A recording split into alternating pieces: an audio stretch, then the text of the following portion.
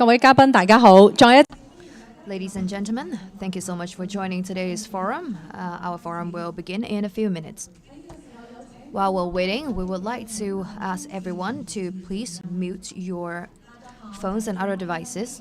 今天的论坛将会在几分钟后开始。现在邀请各位把你们的响闹装置调到静音模式。Ladies and gentlemen, once again, welcome all to our forum. Please switch your mobile phone into silent mode. Thank you for your cooperation. 我哋現場係有即時傳譯機嘅，我們現場是有即時傳譯機。假如有嘉賓需要的話，可以舉手，我們在場的工作人員會過來協助你的。而且呢，今天我們的座談環節是會。So we actually have designed a Q&A session for today's forum. If you'd like to participate in the Q&A session, please scan the QR code on the leaflet. You're more than welcome to actually input your question so that during the Q&A session, you'll be able to get your answers. 嘅，咁所以歡迎大家係隨時可以向我哋台上面嘅嘉賓發問問題。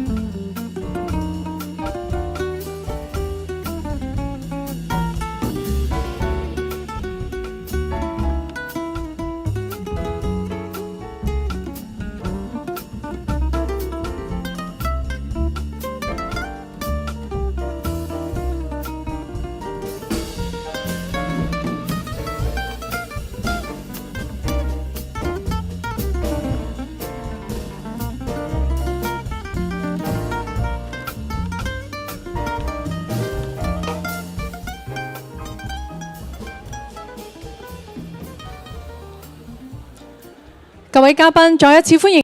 Ladies and gentlemen, thank you again for joining today's forum. The forum will start in 1 minute. Please be seated. 莅临我们今天的论坛活動將會在1分鐘後開始，請各位就座。Once again, welcome you all to our event. Our event will begin in 1 minute. Please be seated.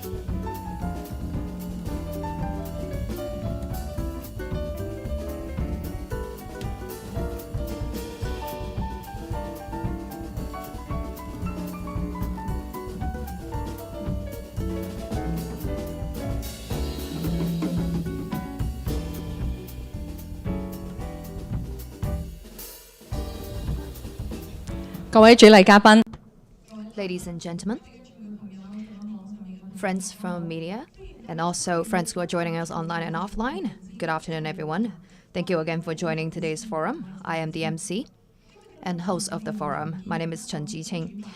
Now, this activity is held together by our Hong Kong Foundation, together with the Development Bureau from Hong Kong. So I would like to, first of all, introduce our distinguished guests. We have the Honorary Paul Chen, Financial Secretary of Hong Kong.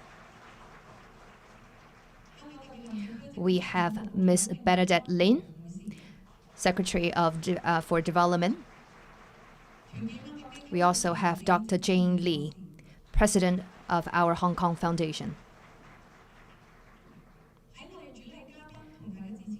Now, before we hear from our honorary guests, we would like to ask Dr. Jane Lee to give us the welcoming remarks. The floor is yours, Dr. Lee.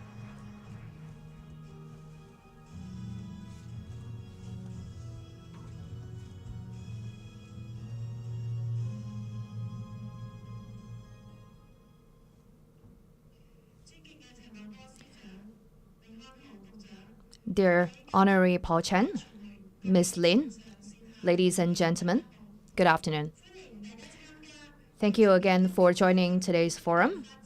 This forum is held, co-organized by our Hong Kong Foundation and the Development Bureau of Hong Kong. I am very honored and grateful to have the opportunity to actually bring together our experts, scholars, and business leaders all here today to share insight and exchange experiences on the important issues of land creation, financing, and also economic development to provide suggestions for the future development of Hong Kong. We actually have registered over 1,000 participants of today's forum. And according to the latest statistics, we actually have about 700 people here offline. We also have another 400 people joining our activity, our forum today online as well through different channels such as YouTube, WeChat, etc. So I would like to extend my warmest welcome to you all. As we all know, land is essential for housing, social welfare facilities, parks, offices, and economic activities. So it's definitely very essential to make sure that we have enough land. However, Hong Kong's land supply, especially large piece of flat land, has been in serious shortage for a long time. And back in 1990s, after we created the land in Tung Chung, we still experience a long period of time where we lack a lot of land. And this has led to some social problems and hindered the overall development of Hong Kong. Since our establishment, our Hong Kong Foundation has published more than 20 research reports on the land issue in Hong Kong, which is definitely a top priority of ours. Notably, our 2018 report, namely Imagine the Future Outside the Box, Strengthening the East Lantau Metropolis Plan, and also our 2020 report, namely speeding up the urbanization of the new territories and boosting Hong Kong's innovation sky, have both received support from the Hong Kong government and industry stakeholders. And as a result, we actually have incorporated this report and suggestion into the key content of the two large-scale land reclamation projects of Chau Artificial Island and also the Northern Metropolis. And our Hong Kong Foundation has always been very active and proactive in providing our expert opinions regarding land creation for Hong Kong. Currently, the Chau Artificial Island and the Northern Metropolis plans are in active promotion stage. These two plans are expected to provide enough land or development land for Hong Kong in the near future and establish a solid foundation for urban sustainability. Through some people, even though some people still have doubt about whether or not these two large-scale land projects will really be worth it.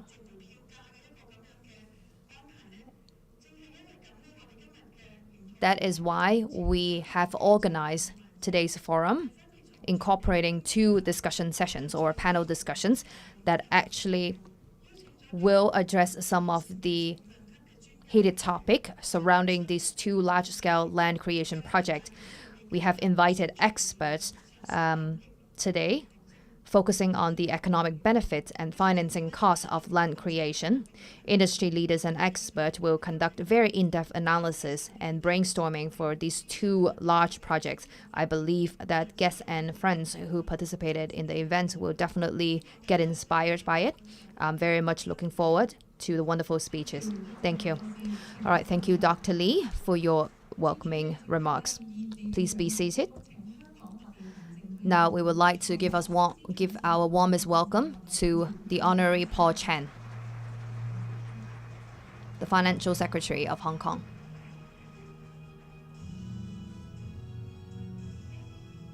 Thank you. Hi, Jane. Hi, Bernadette. Ladies and gentlemen, friends who are joining today's forum online and offline, good afternoon.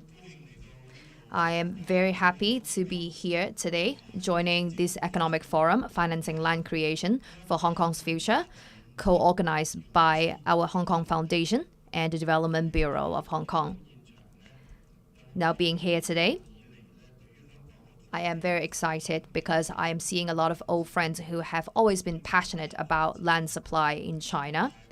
I see friends from the finance industry, from the academia, and friends who have been involved in land creation for Hong Kong for a long time. I am very, very excited, and I'm looking forward actually to hearing about what you have to say about land creation here in Hong Kong. And I definitely will learn a lot today. And I hope that all of you will get inspired from today's forum so that in the future, when we actually execute our plan for land creation, we can become more capable and more comprehensive. Now, how can we secure the land supply for Hong Kong, and how can we actually prepare for future large-scale land creation project to get prepared for the financial preparation and to also minimize the financing costs? Definitely, these are very important issues that we have to get prepared. And on behalf of the Hong Kong government, I can say that we are definitely very confident in achieving those goals. Having enough land is definitely essential for breaking free from the restraint or restriction of economic development. Only with enough land can we have proper living environment for the Hong Kong people. So definitely land supply is our #1 priority. With enough land supply, we can have enough capacity for development and the same sort of flexibility for future development as well for all industries, especially when we are entering a new industrial stage, creating better and more job opportunities for the Hong Kong people.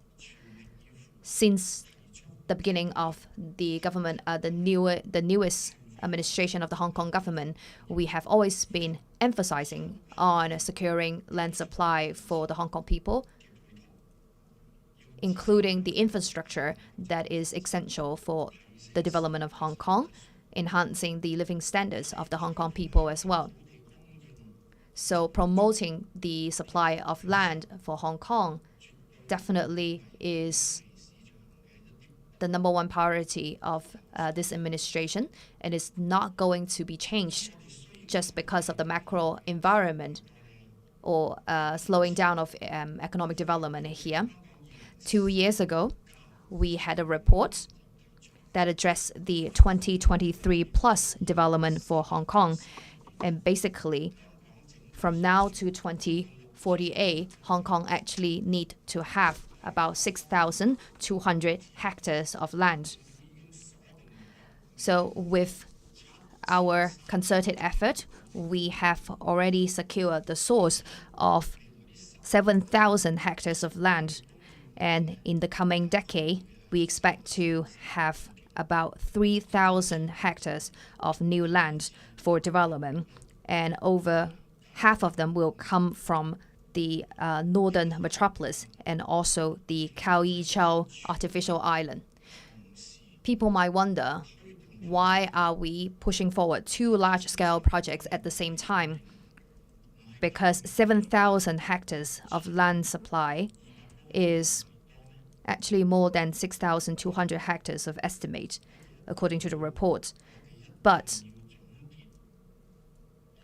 we actually have to summarize or learn from the past.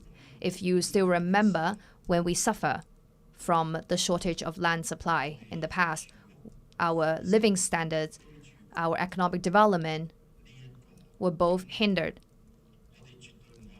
Learning from those previous lessons, we need to prepare ahead of time for our future development, especially for the long-term development of Hong Kong. That is why we actually have to secure the land supply ahead of time, surpassing the original target of securing 6,200 hectares. We have actually bring up the goal to 7,000 hectares. So when we look at the northern Metropolis and the Chau artificial island, both of them are being developed simultaneously.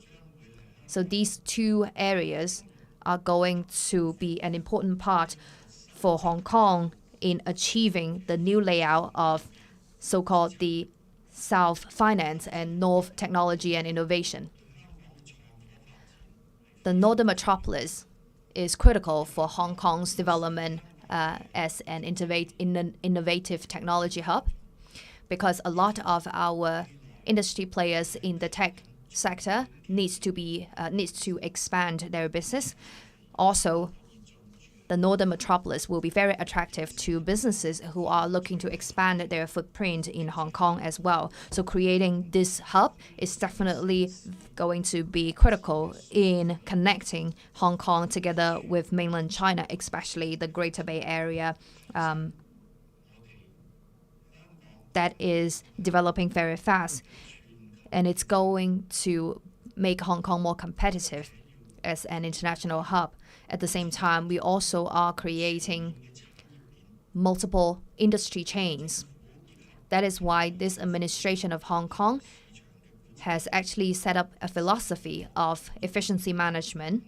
That is why we have introduced an office that actually focuses on attracting talents through different ways, including taxation benefits and also land supply as well. That is why we are promoting these two large-scale projects of land creation to attract more talents and businesses to come to Hong Kong. So specifically regarding our land supply, as was mentioned by the head of a development bureau, we are going to be very creative. For example, we are going to actually announce some land bidding projects. Also, some preparational work will be given to enterprises or private bodies for land leveling, etc. So as to shorten the time frame of preparation, and we can attract business to come to Hong Kong as soon as possible. Now, for Chau, it's going to be very critical for our expansion of residential area, and it will create actually 200,000 residential units that can actually house about 500,000 people. At the same time, it's going to create 5 million floor area for commercial purposes. Chau will also be critical in connecting Hong Kong Island together with our Hong Kong airport, together with Shenzhen. So Chau will be very meaningful geographically. When we look at the land revenue from selling the land for residential and commercial purposes, it's going to be immense. Also, because of the artificial island, we will have a lot of convenient transportation system. Overall, it's going to generate a lot of economic benefit for the whole of Hong Kong. Chau artificial island, after its development, we believe that its economic activities will create about $200 billion of economic benefits, which is going to be about 7% of our total GDP of Hong Kong. At the same time, it's going to generate about 270,000 job opportunities. So combining Chau and North Metropolis, financially speaking, people might question its feasibility. According to our estimate and analysis, both projects are highly worth investing. Let's take Chau as an example. In the future, the land revenue from selling the land, or the land sales revenue, according to our statistics, the land sales revenue will be way higher than the land construction costs. So it's definitely financially feasible. What we only have to tackle right now is the cash flow management, because there are multiple financing means that can actually provide sources of finance or capital for these two projects. For example, we will focus on carbon neutrality. We can actually launch different bonds for this financing purposes. And for some of the infrastructure construction projects, we can actually adopt the railway plus property model.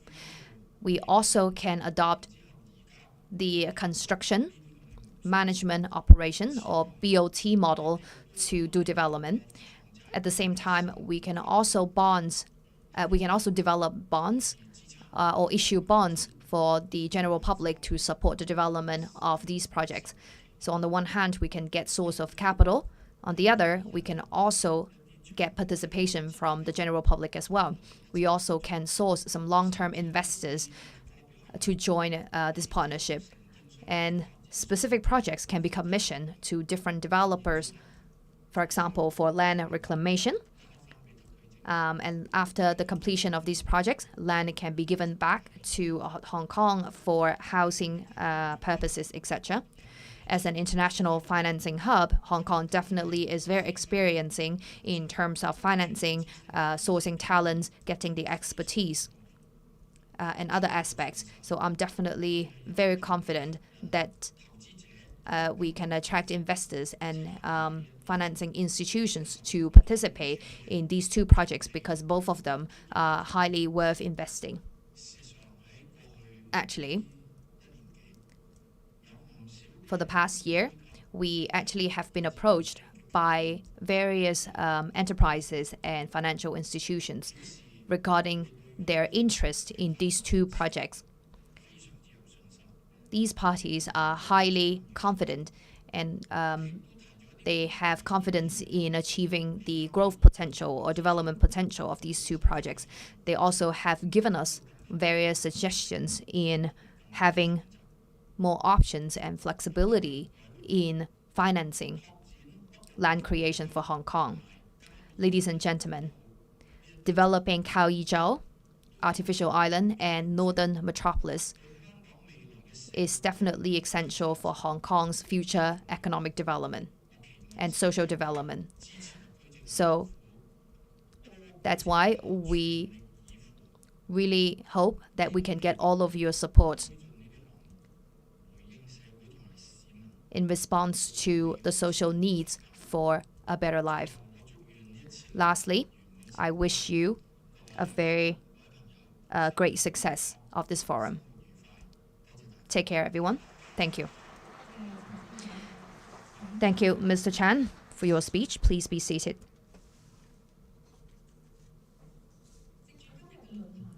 Taking today's opportunity, we would like to conduct very in-depth discussion regarding Chau artificial island and Northern Metropolis.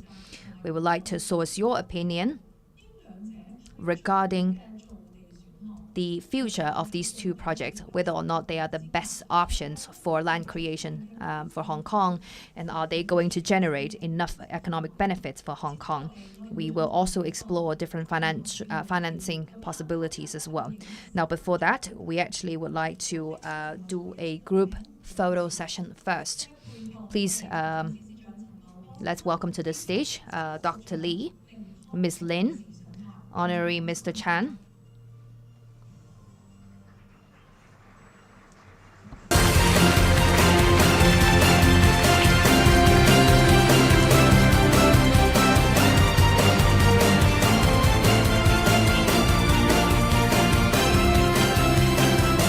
All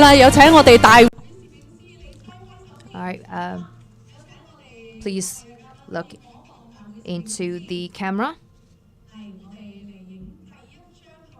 This is our first photo. 好，再嚟。 All right, one more.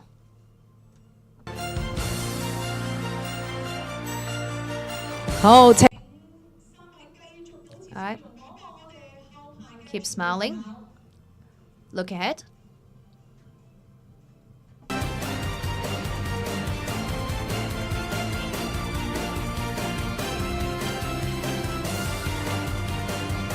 有請我哋台上面嘅嘉賓呢。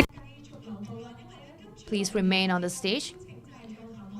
We are going to actually take the second group photo. We are going to invite more honorable guests onto the stage. First of all, Professor Richard Wong, our Vice Chancellor and Chair of Economics of the University of Hong Kong. And also Dr. David Wong, Permanent Honorary President, the Chinese Manufacturers Association of Hong Kong. Professor Leonard Chan, President and Chair Professor of Economics, Lingnan University. Professor Park Wai Liu, Distinguished Research Fellow of the Lau Chak Tai Institute of Global Economics and Finance, Chinese University of Hong Kong. Professor Yan Wing Song, Adjunct Professor of Economics, the Chinese University of Hong Kong. Mr. Julian Lee, Executive Director of Finance Airport, from Airport Authority of Hong Kong.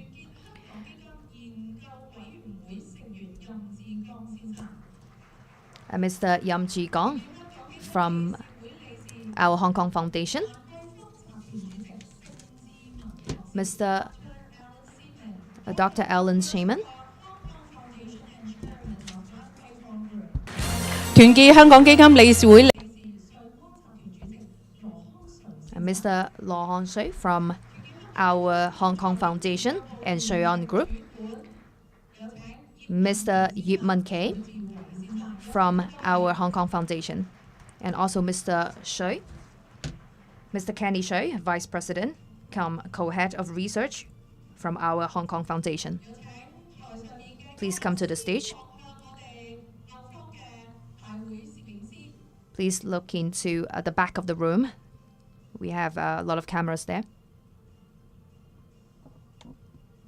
好，係咪我哋前面都有攝影師，亦都係屬於 We also have photographers in the front of the room.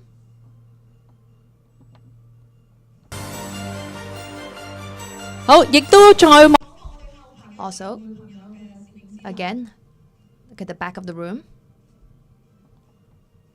有請我哋台上面嘅嘉賓呢，繼續留步。 Please remain on the stage. We would like to ask more guests for the third photo. Mr. Lau Chun-kit from the Development Bureau, and also the Vice President of Development Bureau, Mr. Lam. Mr. Chen from the Department of Media and News. Mr. Yao Chak-hung. Mr. Chau Yao Chak-hung, Director of Coordination Office of the Northern Metropolis.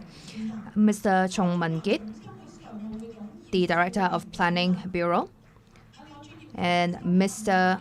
Ho On-sing, the Chairman of Construction Industry Council, Mr.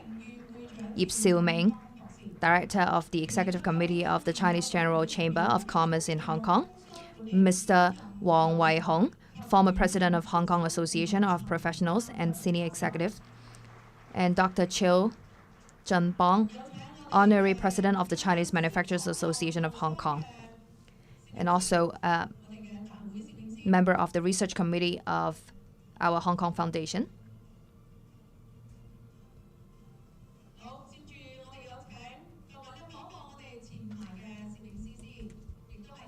Now, look at the camera.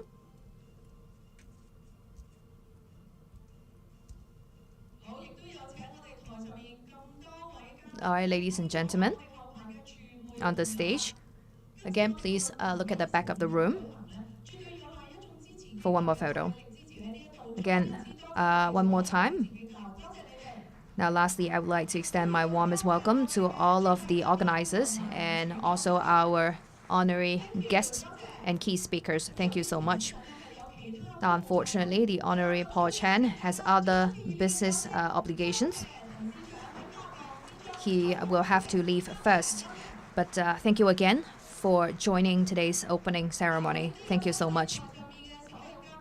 Now, ladies and gentlemen, please be seated.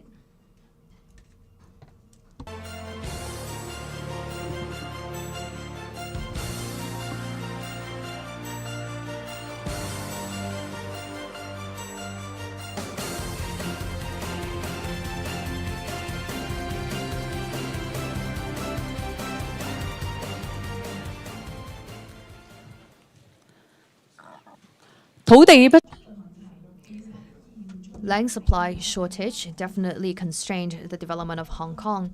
In order to break away from this problem, we have to conduct different activities and source different solutions as well. As was mentioned in the welcoming remarks, the Northern Metropolis and Chau artificial islands are two strategic growth areas. And from some statistics and research, we can actually see that both projects have a lot of potential and capacity. Both projects together can actually help us to create another 4,000 hectares of land and also 900,000 job opportunities. And it also can house about 190,000 housing units for Hong Kong, and it can help us to connect better with 6 core areas in the Greater Bay Area. And that is also going to become the third CBD of Hong Kong. It definitely can also help us to create 2 important business hubs that focus on technology innovation and modern servicing. Now, right now, we would like to welcome to the stage Ms. Lin for a keynote speech.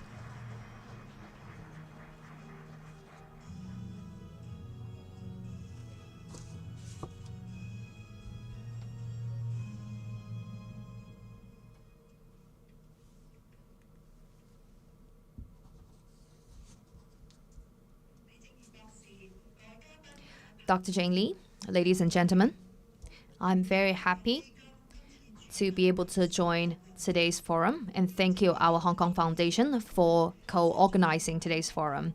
As was mentioned by Dr. Lee earlier, I am definitely very honored to be here today, together with so many experts from different industries, because we are here to discuss one important topic for Hong Kong.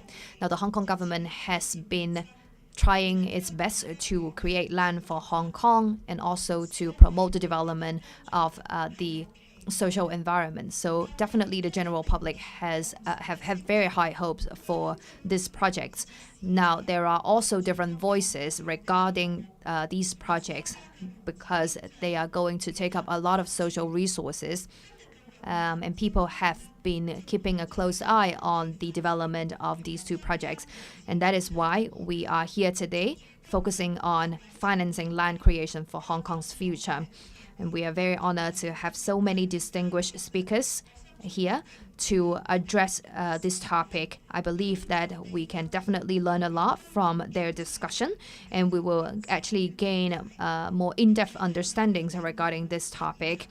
And hopefully, the Hong Kong government can also get inspired to do this project better. As was mentioned by the Honorary Paul Chen, we need to prepare ahead of time to create capacity for Hong Kong's land, because we are aiming for the long-term development for Hong Kong. Also, the Honorary Paul Chen mentioned that from a long-term perspective, we have already secured 7,000 hectares of land. And that definitely has actually overachieved our original target for 2030. And that is how we actually address the demand of land for the upcoming 30 years. Now, you might wonder, how do we come up with these numbers? First of all, we take into consideration the growth of population in Hong Kong and economic development scale as well. We also take into consideration different regulatory environment, changes, and also economic forecasts and policy forecasts as well. Because if we hope that in the future, in terms of our infrastructure, our space and our living standards to become better, we cannot suppose today's planning to stay static. We need to actually assume more land for our future development. And that is why the Honorary Paul Chen has mentioned that we need to prepare ahead of time, taking into consideration the development of land, which is very time consuming.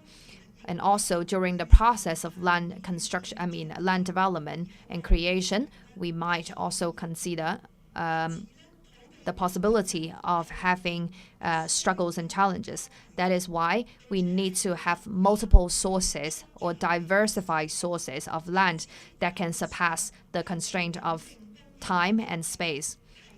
And that is how we address the difficult topic of securing land or creating land for Hong Kong's development. And as you see from our promotional video, land is the prerequisite for our future development. Now, in terms of land supply, we have different ways to create land. For example, land reclamation, rent resumption, and also imagining or adopting new uses for current land or used land. And these two projects, Chau Artificial Island and the Northern Metropolis, are two growth engines for the future. In the coming 10 years, about half of the land or developed land will come from these two new projects. And in the longer term, from right now to 2048, we believe that we are going to be able to get 7,300 hectares of land. And over half of that will come from these two projects, namely the Chau Artificial Island, which will contribute to 1,000 hectares of land of the future, and the rest, 3,000 hectares, will come from the Northern Metropolis. Now, both projects are very, very diversified in terms of their uses. And because of their geographical location, they play different roles as well. But both of them play an important role or synergistic role together with the development of connecting with the Greater Bay Area. And this is going to address the land supply shortage issue of Hong Kong.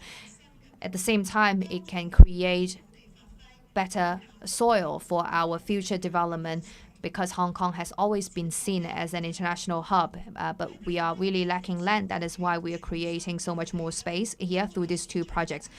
Now, Chau Artificial Island is very important in terms of its geographical location. It definitely has a lot of value in terms of its economic activities that it can generate, and also its housing value as well. I would like to actually address the convenience of this land, because when we look at the strategic transportation infrastructure to be constructed on this piece of land, it's going to be very beneficial for the general public, because it will take you only 10 minutes to commute from Chau to Central. So this kind of transportation layout will definitely bring the artificial island closer to the whole of Hong Kong, including the northern metropolis. So it will only take you 15 minutes to commute from these two areas to the Hong Kong airport and also the Hong Kong-Macau bridge as well. In the future, you can also connect these two areas together with Shanghai in Shenzhen as well. So this kind of convenience definitely is going to be very, very attractive to businesses outside of Hong Kong, especially those that are in the Greater Bay Area, to come to Hong Kong to embrace the development opportunities here. Now, Northern Metropolis, this project was first raised a few years ago.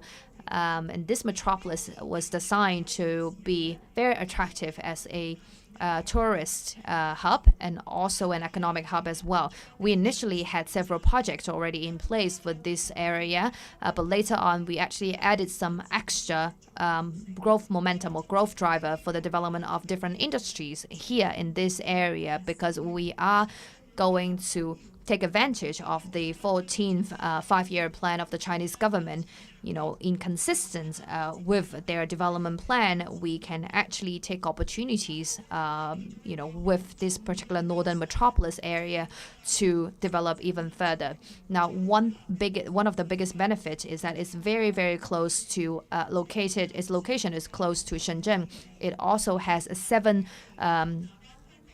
ports that are actually borders with Shenzhen, and it's going to be a great platform for our cross-border development. Now, apart from the land revenue, we also expect to get some extra benefit from the transportation and also housing facility on these 2 pieces of land. And not to mention the economic activities that are going to be created and jobs that are going to be created in these 2 projects. Meanwhile, can we achieve sustainability through these 2 projects? The answer is definitely yes. We can achieve that goal, and we actually have no choice. We have to do it, because when promoting the development of these 2 projects in regards to the housing and economic development, we have to take into consideration intelligent city or urban design and also sustainability. We also will consider ecological development, conservation together with economic development. Now, first of all, we are doing sustainable planning and urban design. Specifically speaking, we are going to conduct or adopt the so-called 15-minute commute plan or circle. In order to achieve that goal, we are going to incorporate a lot of, for example, bicycle lanes and pedestrian lanes so that the general public can actually commute and travel in a low carbon footprint. At the same time, let's take Northern Metropolis as an example. This project, first of all, is right now in construction. We actually have incorporated a lot of public services or facility that offer public services there, and it's going to encourage the general public to take the public transportation. You will be able to find a public transportation within 500 meters of your residential area.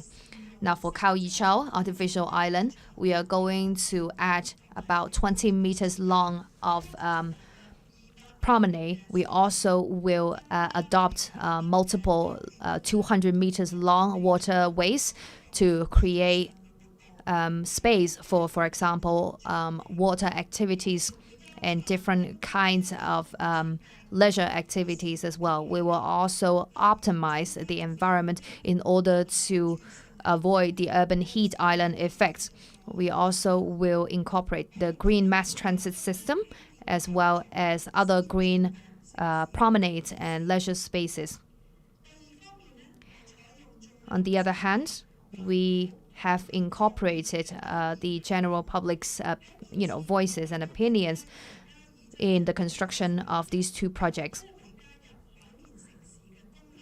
We also will incorporate a lot of water-based facility, for example, to reserve water. And in rainy days, we can actually reserve water using this facility as well. And this water can be utilized when the time is right. And recently, actually, we have read and heard about a lot of extreme climate changes around the world. And that is why we have to do the infrastructure right to combat climate changes in the future. Now, in terms of the defense or defense capabilities, we actually hear a lot of questions from the general public because we are creating land by filling the ocean, part of the ocean. And the way we do it is environmentally friendly because we are going to take the development step by step. And we actually are achieving 7.5 meters higher than the water level. And in some area, we can actually achieve 9 meters higher than the standard water level, which means that this is actually higher than the international standards of designing this reclamation land. And it's going to be definitely protective of the new land to be created to avoid future hazards. At the same time, we have created this buffer area along the island. In the future, let's say if we encounter extreme climate changes, we believe that we can still, first of all, build higher protective walls to create protective areas for this artificial island. We understand that the general public pay very close attention to the creation of land. We also understand that people have doubts regarding our financing cost. We have been approached by different experts, and we definitely have been listening. Being able to incorporate this sustainable design for these two projects definitely is also beneficial for sourcing financing ways as well. At the same time, we have, as we mentioned, we have designed this very convenient transportation network that can be suitable for example, bikers, pedestrians, as well as new energy vehicles as well. We also have reserved space for future electric charging or EV charging stations following the secular trend right now. Another aspect that I would like to mention is our proactive efforts in conservation or natural environment conservation. And this is twofold. We are protecting the biodiversity as well as history conservation. Now, these two projects are setting a very good example in conserving both the heritage and also the natural environment. For example, we are going to design 3 islands, not only for aesthetic reasons, but also for natural environment protection purposes, because this kind of layout can actually offset some of the negative damage of land reclamation.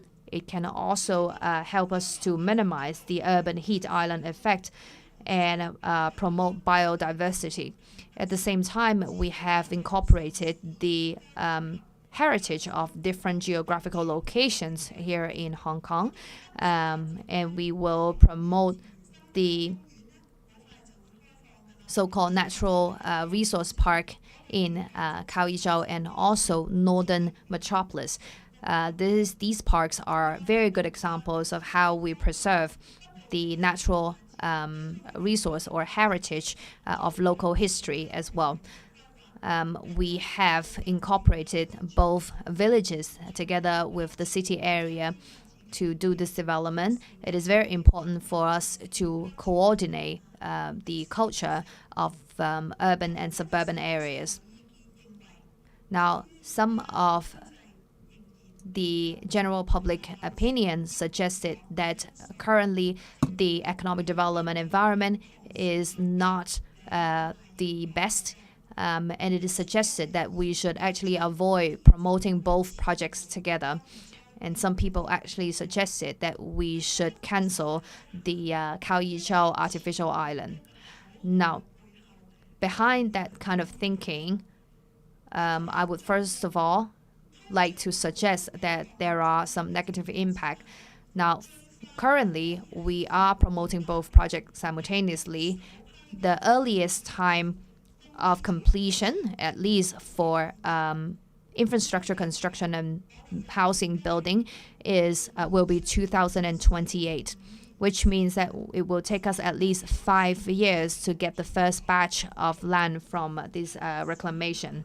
So let's suppose that if we cancel these projects right now, in the future, if economic development recover, we will be in need of a lot of land.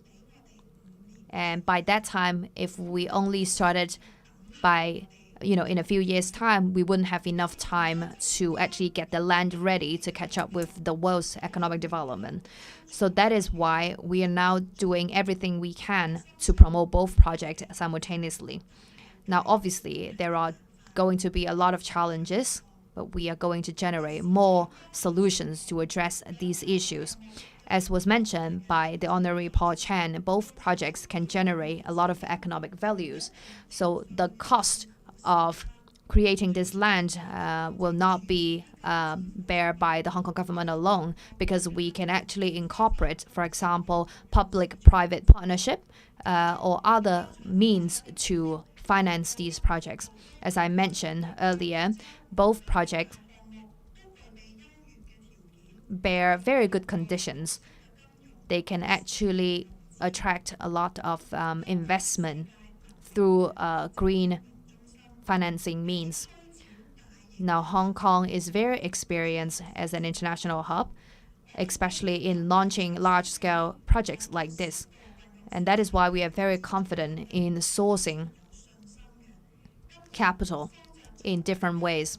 So after incorporated your opinions today, we are going to continue to push forward these two projects, and we are going to focus on some specific details of the project, and we will maximize the return on investment for these two projects.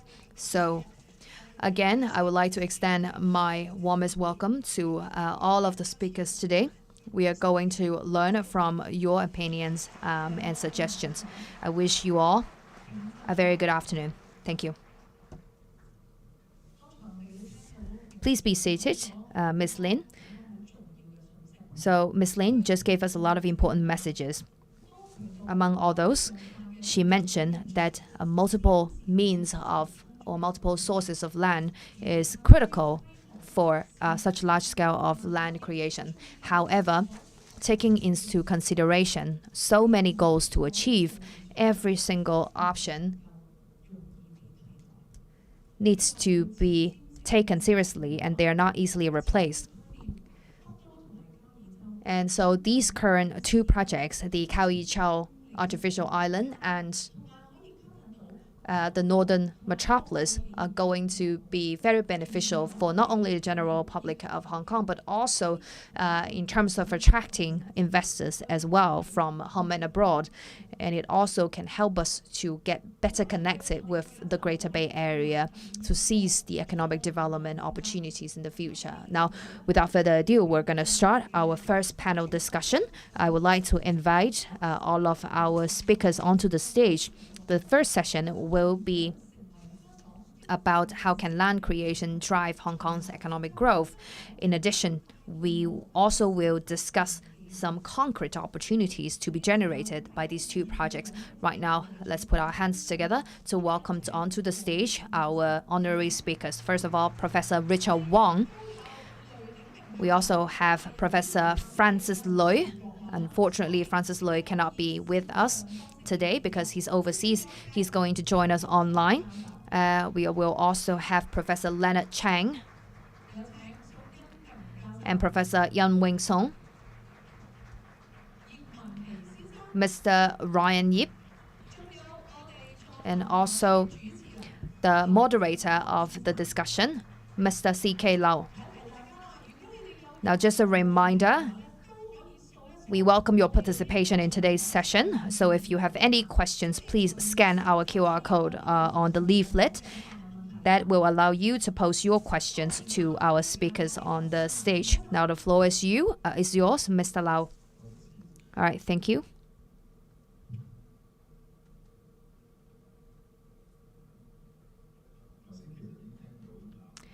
Now, as we hear from the two honorary speakers earlier, definitely it's critical for us to create land in time.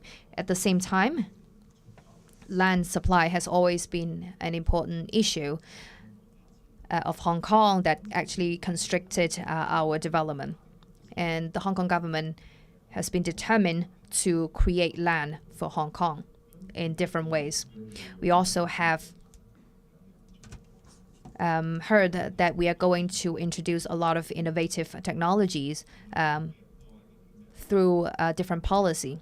And we are very honored today to have different experts who are going to share their opinions regarding land creation. Now, first of all, Professor Wong, now I understand that you have been very committed to the economic development of Hong Kong, in doing, through the means of doing academic research, especially you are an expert in public housing policy. So from these two perspectives, which are the economic development and public housing, what is your opinion regarding these two projects? The government has mentioned that the land creation will help the development of economy through, and also can create a lot of convenience through the transportation network. Now, if you understand the current policy, the ratio for public and private housing is 7 versus 3. So this 7-to-3 ratio, do you think it's still reasonable for the current, regarding the current situation? At the same time, with these new land projects and the transportation arrangement, how do you think the railway is going to affect Hong Kong's economic development? Now, thank you for the question.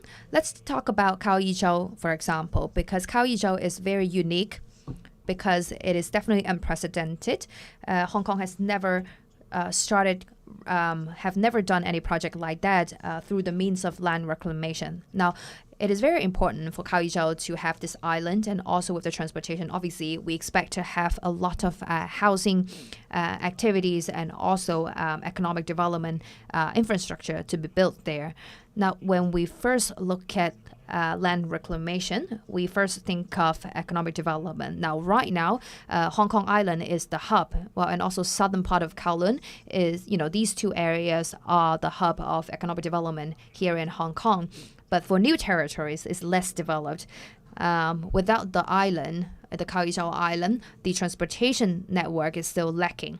And so for Chau, it's not only about land creation, but more about creating a new network of transportation so that we can connect every single part of Hong Kong together, within the core and also with the core areas, so that we can actually enhance the value of land.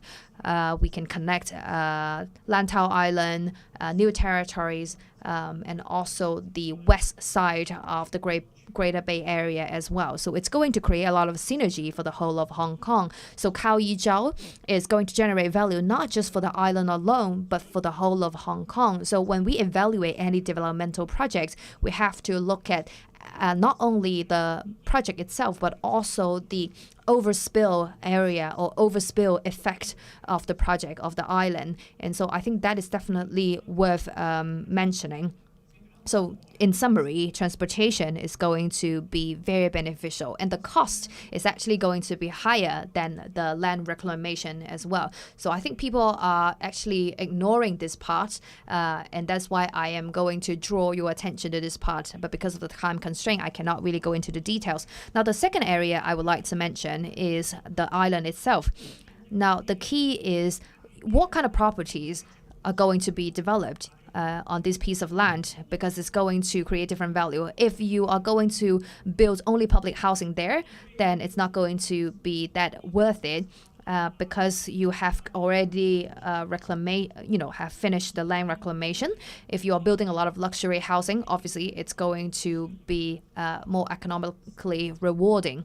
But we cannot only achieve or go after economic benefits. You have to balance a lot of aspects. Now, personally speaking, public housing need to be subsidized by the Hong Kong government, and it is the way it should be. And also for Hong Kong, we also have to consider that Chau is a great opportunity for us to actually address the current conflict of supply and demand for Hong Kong's housing. We need to actually release some of the benefits or economic benefits of the Kowloon land. Right now, the public housing management is very, very rigid, and that is why our living standards are compromised, especially in Kowloon. And currently, if you look at the public housing second-hand market, not everyone is eligible to purchase those housing.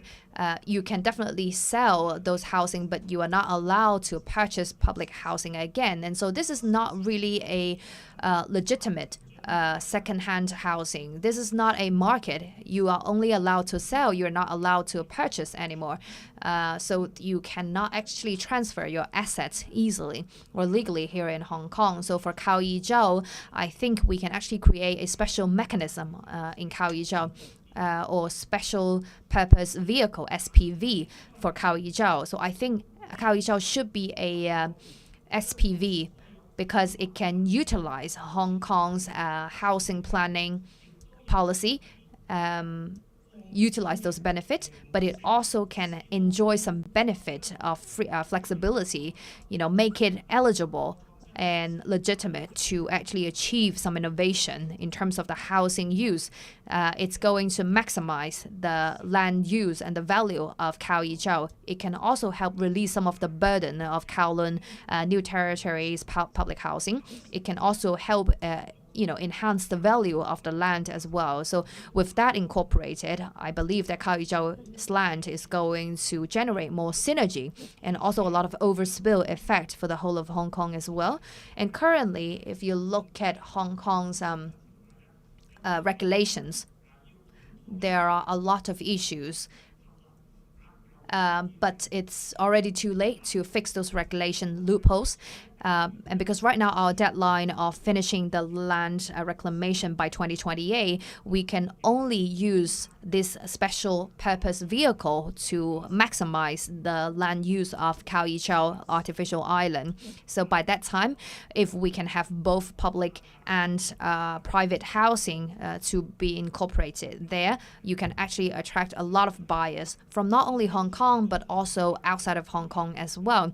Because making such a big artificial island, it's going to become very interested not only for Hong Kong people, but for the rest of the world as well.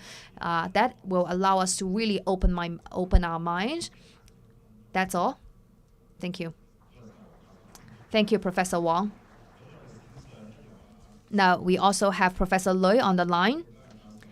Now, I remember Professor Lui participated actually in the land supply team from the Hong Kong government. He also has suggested that we should create infrastructure before creating capacity. Now, I remember that Professor Lui has been very experienced in researching economic development using land. So can you actually comment on the economic benefits or economic effect of Chau's project and also the Northern Metropolis project? And what are your suggestions right now? Hi, everyone.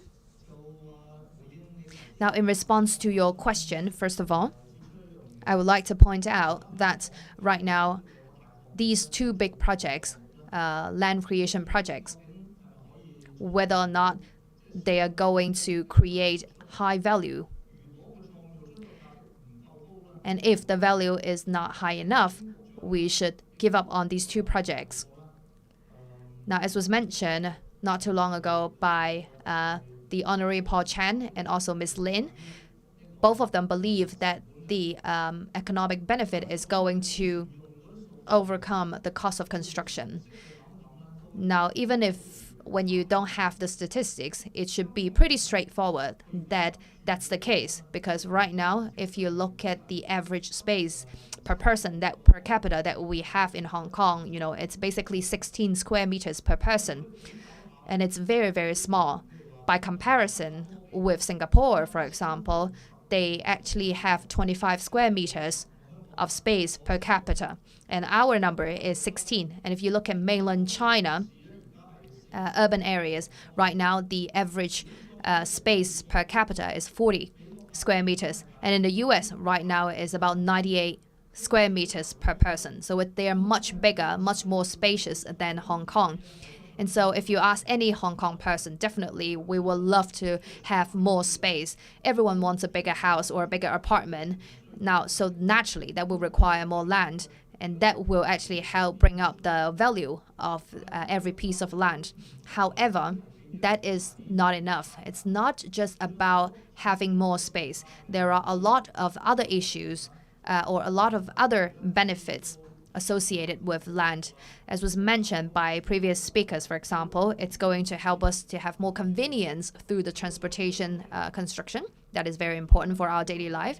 Another example is that, first of all, when you look at our aging society, well, aging is a concept, a heated topic right now, and people think that Hong Kong people, we are not willing to actually have kids. Actually, over 10 years ago, I did a research on a public survey on why people are not willing to have kids anymore. There were actually two big reasons for it. The first one is that they thought the housing was unaffordable.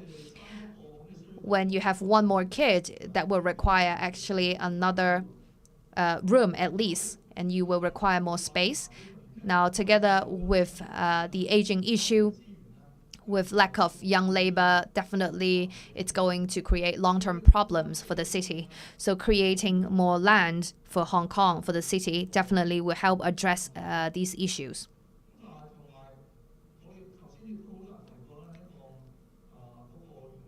In addition to that, financing is also a big part of creating land. Do we think it's a very tricky issue? I think one of the key solutions is that whether or not these projects are going to generate more benefit or more return on the investment, because it's very easy math. First of all, investment is very important. Now, for me personally, I am really disciplined in money spending, especially for the government. I am supporting these two projects because we believe that I believe that they can generate actually more benefits. Now, for this land creation, you can easily generate a lot more benefits economically and also socially that can surpass the cost of construction.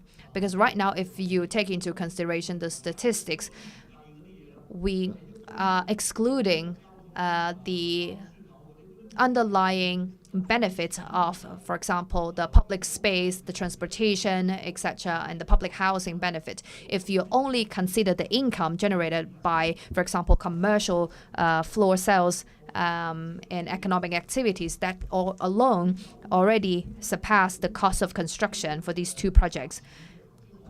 And why not? I think it's a no-brainer that we should go ahead with these two projects. And for me, I also have a different understanding of these two, the value of these two projects, because Hong Kong is definitely aging very quickly, and inevitably we are going to bear more public expenditure in the future to take care of the aging population. And naturally, the whole society will be contributing to the public expenditure that take care of the aging people. Actually, about 10 years ago, I participated in a government policy team that focus on the aging society. And if you don't take care of the aging issue, you are going to have a lot of social instability. And that is why you have to source big projects that can generate more fiscal income for the Hong Kong government. And these two projects are definitely to the point. So I don't just see these two projects as land creation, but another great way that can generate more fiscal income for the for the government of Hong Kong in the long term. In addition to that, we are facing a lot of geopolitical tension right now, globally speaking. We definitely are seeing a lot of, or are hearing a lot of negative narrative regarding the development of Hong Kong. Obviously, we hope that they can change their mind in the long term, but it's not going to change overnight. The way we address these risks, the future risk, is not only to wanting to change their mind, but most importantly, developed our underlying capabilities. And one way to do it is to seek domestic development. And that is why we are creating land that can prepare us well for the future development. And obviously, we have to get ready for a global competition. And the shortage of land is going to be a big constraint. Now, there's a really well-known Jeffrey Sachs, a very well-known professor from Columbia University. He mentioned that the U.S. government, regarding any countries or regions that they dislike, they can actually easily use the U.S. dollars as a mean to destroy those economies. Now, obviously, we have our U.S. dollars reserve, and Hong Kong dollars is closely associated with U.S. dollars in regards to its foreign exchange value. And so I think that by spending the money on land creation, it is really actually helping us to be more risk averse. We are converting the money into the actual land, and it can also generate long-term, sustainable, consistent benefit. I also heard that Ms. Land spent much time on the potential extreme climate challenges in the future. So definitely, that is something that we need to consider. I also, taken reference from IPCC, from the United Nations. It's called the Intergovernment Climate Changes Committee. According to their estimate, by 2100, water level is going to be 0.6 meters to 1 meters higher than the current level. Unfortunately, in another 200 years, the water level will be 5 meters higher. Simply put, in 300 years' time, the water level will be way higher than the current level. And how do we prepare for that? Now, first of all, the most straightforward way is to fill the land higher. And it really can help protect our cities by decades, if not hundreds of years. And Hong Kong right now actually has much land that were sourced from land reclamation, and their standard is definitely not as high as the current level. And so in the future, if the water level is going to be that high, then definitely our new land to be created will need to consider that. And obviously, it's not that costly. Well, infrastructure is going to be very expensive, but if you look at the sand, according to my survey, it's not that costly. So I would like to suggest the Hong Kong government to consider the possibility to build the land even higher than the current level, because it's going to be very beneficial to combat potential climate changes or extreme climate challenges. Thank you. All right, please rest assured, we actually have more time. We can come back to you again, to hear more from you. But I definitely love what you said earlier. First of all, geopolitical environment is something that we need to consider. Land reserve is also very important for us. Another aspect that was mentioned by Ms. Lin is the height or the water level. Now, the height of the land. Now, first of all, for our new land, the water level, definitely we're still waiting for the official data or official standards, because if you look at Yuen Long, they face a lot of risk of being flooded because they have lower heights compared to other parts of Hong Kong. So that's definitely something that we need to consider. Now, moving on, the next speaker, Professor Chang. I understand that you definitely support land creation, and you have done a lot of research regarding the economic benefits and also the cost of construction. So what do you think will happen in the process of constructing this land? Do you think that there are some extra ways on top of what we have right now that can help create more economic benefits for these two projects? Now, thank you for the questions. Now, when we look at the economic benefits or potential benefit, it depends on how you plan to use the land. When you have very appropriate planning, then definitely you can maximize the economic benefit. So currently, I think right now what we're discussing is that what can be the usages of these lands.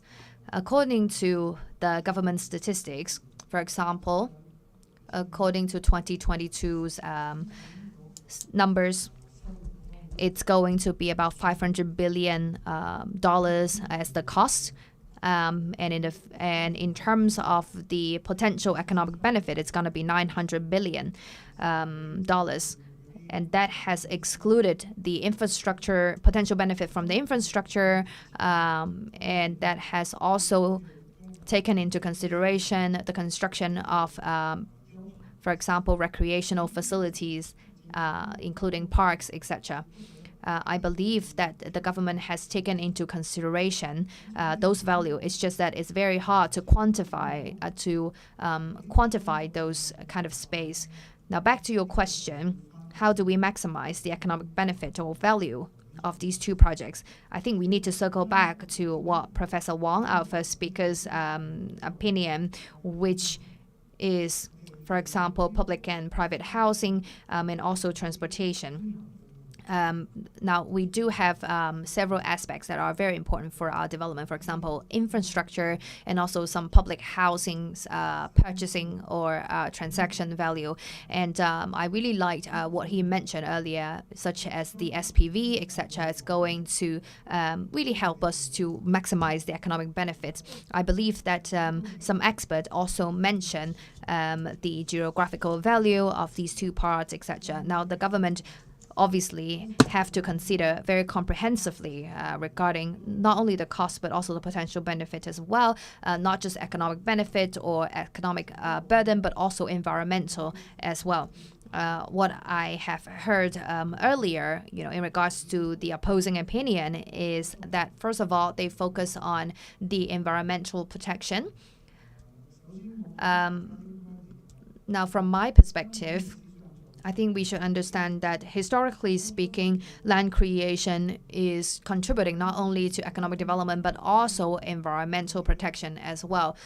Because only when you have these projects can you have more facilities that can enhance the environment and help preserve some of the natural resources as well. So that also needs to be actually considered by the opposing parties.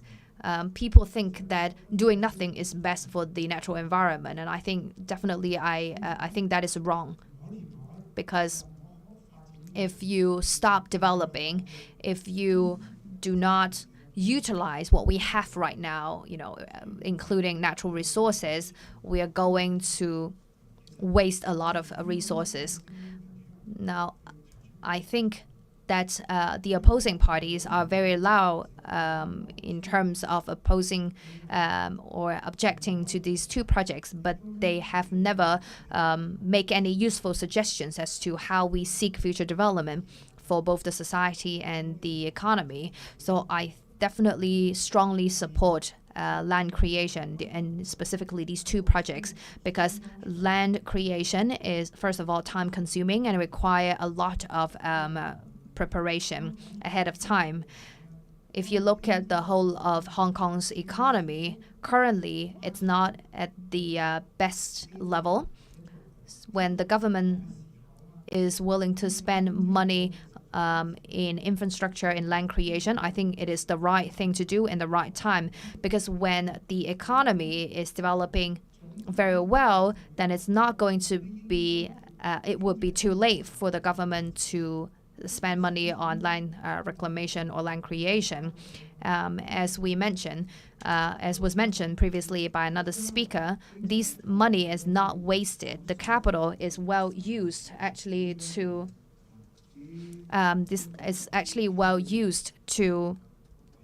gain some return on the investment to combat, for example, geographical tension, and also to minimize our future risk of facing global climate changes as well. In Hong Kong, land creation is not new to Hong Kong. A lot of our critical areas and land was gained through land reclamation. So we're definitely very seasoned in terms of creating new land. It's just that right now we have to consider, for example, sustainability, climate changes, water level, etc. We used to not have to think about that. Right now, we definitely need to consider more. We can consult experts, for example, from the Chinese government and related bodies, and we can seek partnership from those experts, or even conduct collaboration that can actually help us to achieve the best outcome. And outside of Hong Kong, outside of China as well, that will help us to have the most comprehensive perspective regarding land creation. And I think it will be very comforting, very reassuring for the general public to know that we have consulted these expert opinion as well. People oppose to these ideas or these two projects because they think that there's a lot of uncertainties. But what I can tell you is that we are very experienced in land creation, and we have done all the calculation regarding the cost of construction and land recreation as well. When you look at land reclamation alone, it's going to be only 30% of the total cost of land creation. So just because there is some uncertainty regarding land reclamation, you just oppose to the idea, because the cost of land reclamation is only 30% of the total cost of land creation. In the future, we are going to also face issues, even if you did not get new land through this way. And I encourage the Hong Kong government to actually move ahead with these two projects. Just communicate better with the general public, taking into consideration different opinions and seek professional advice from experts. Thank you. Thank you, Professor Chang. Definitely, there's a lot of room improvement regarding public communication and also opinion consultation, etc. It would be very beneficial for the government to explain more on the project to the general public. Now, moving on, Professor Song, I understand that you have also done in-depth analysis regarding Hong Kong's economic activities in relation to geographical layout as well. Now, can you also comment on these two projects? How do you think they are going to change Hong Kong? All right, thank you for the question. First of all, I would like to comment on the layout of Hong Kong, Hong Kong's urban area, and also economic development. Now, the current layout is very much flawed from two aspects.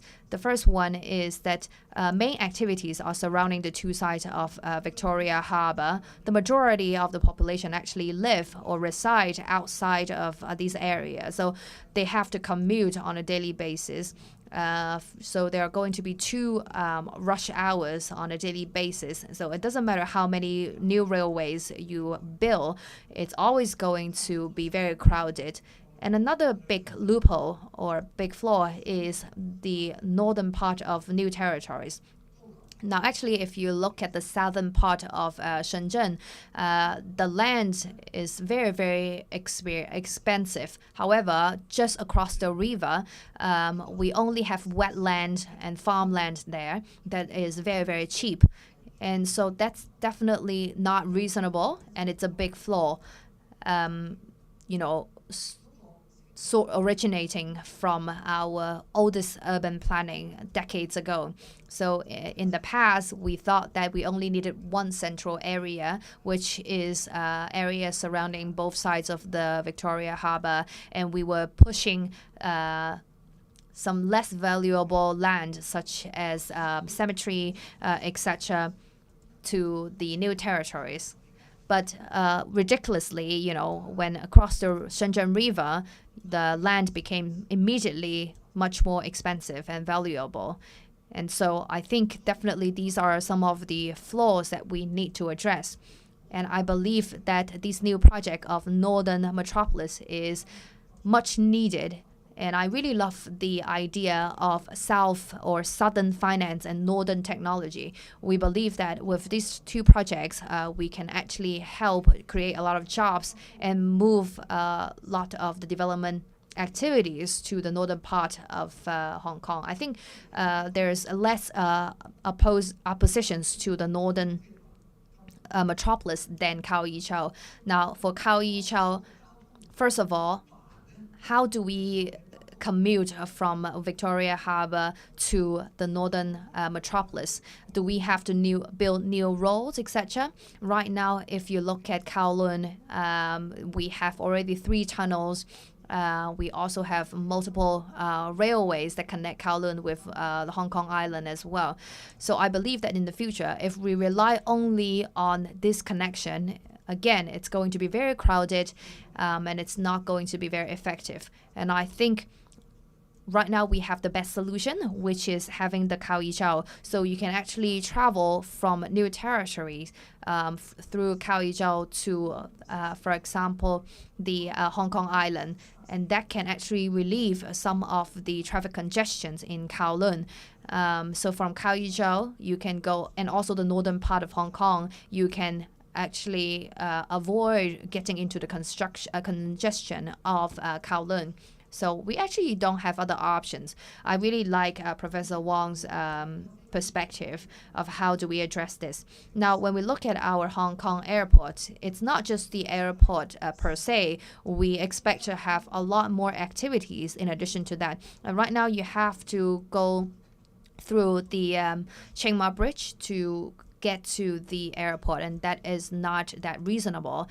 In the future, we expect to have Chau as a transportation hub that can help get us to the airport faster. So I really don't see any other options out there apart from having these two projects.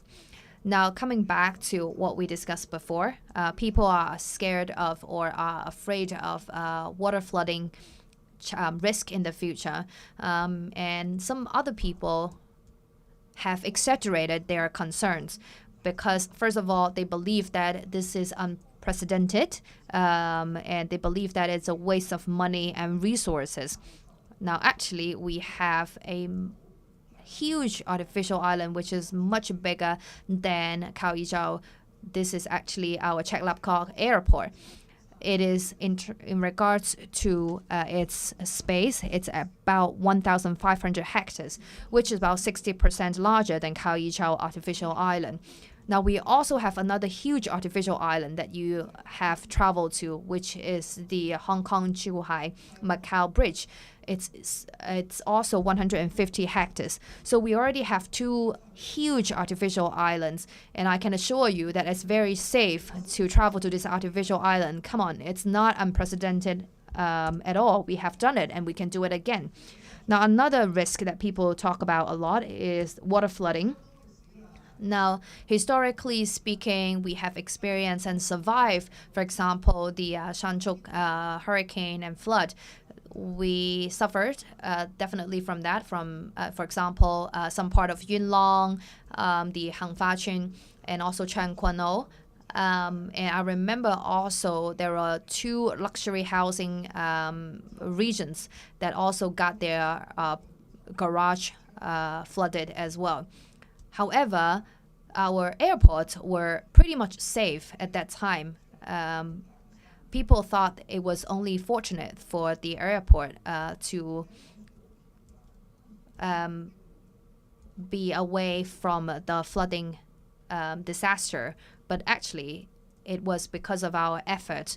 For example, we had 2 islands. Actually, we have the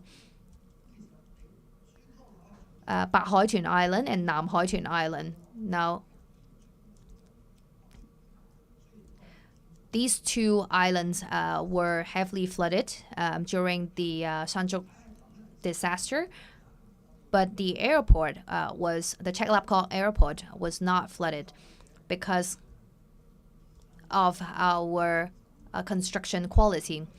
Now, obviously, older areas, older regions in Hong Kong suffer more than those newer regions. And also, if you look at Macau, it's the same story. Typically, it's those older regions that suffer more from water flooding. Typically, newer regions and newer land definitely has higher safety profile or better safety profile, because older regions, they adopted older standards of construction, and their safety profile typically is not as good. About 25% of land of the Netherlands actually are below the water level. 25% is a huge number, which when you look at Chau, as was mentioned by Ms. Lin, our Chau level is going to be 7.5 meters higher than the water level in the future, so it's super safe. But when you look at the Netherlands, they have regular storms that are very, very powerful. Are we worried about the Netherlands? No. Why are you so concerned about Chau? Come on, the Netherlands is way below the water. But the Chau will be way higher than the water level. And the reason why people are not that concerned about the Netherlands is because you believe in their engineers, you believe in their construction quality. And nowadays, we have the same sort of talent that can help us to build Chau just as good, if not better. That is why I assure you that you do not have to worry too much about Chau's future flooding risk. And definitely, if I had a lot of money, I would purchase the luxury housing in Chau. It will be way safer than the luxury houses in other parts of Hong Kong. I can assure you that. And for other parts of Hong Kong, I don't know. First of all, for Yuen Long, for example, the Hong Shui Kiu, that is part of the northern metropolis. And so for that kind of older regions of the projects, we actually have to consider refurbishing their safety protection measures. And that is something that I suggest that the Development Bureau should do. Now, again, we have the best plan. We can have all the best planning in place. Everything comes down to your implementation. There will still be some challenges when we execute our plan. For example, when we look at some previous projects, we did have our port and also the West Kowloon Cultural District. Well, first of all, people really loved the idea of having the West Kowloon district. People loved Disneyland, etc. However, when you look at the current outcome of, for example, the West Kowloon district, I don't think that you would say it's the most popular place in Hong Kong.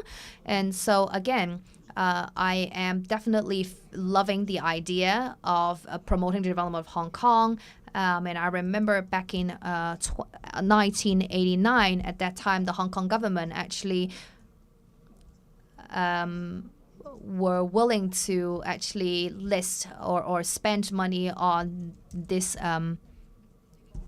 $200 billion of expenditure on building 10 projects. And that actually was a big sum of capital. And when it was back in 1989, you all know what was happening at that time. A lot of people were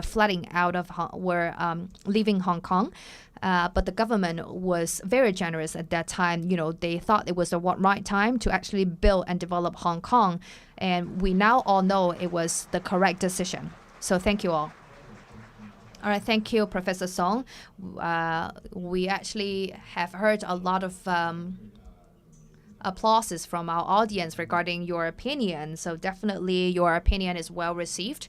Now moving on, Ryan, we understand that you also have done a lot of work regarding securing land supply in Hong Kong. So can you also comment on how these two projects are going to change Hong Kong in regards to our competitiveness and also regarding our timetable as well?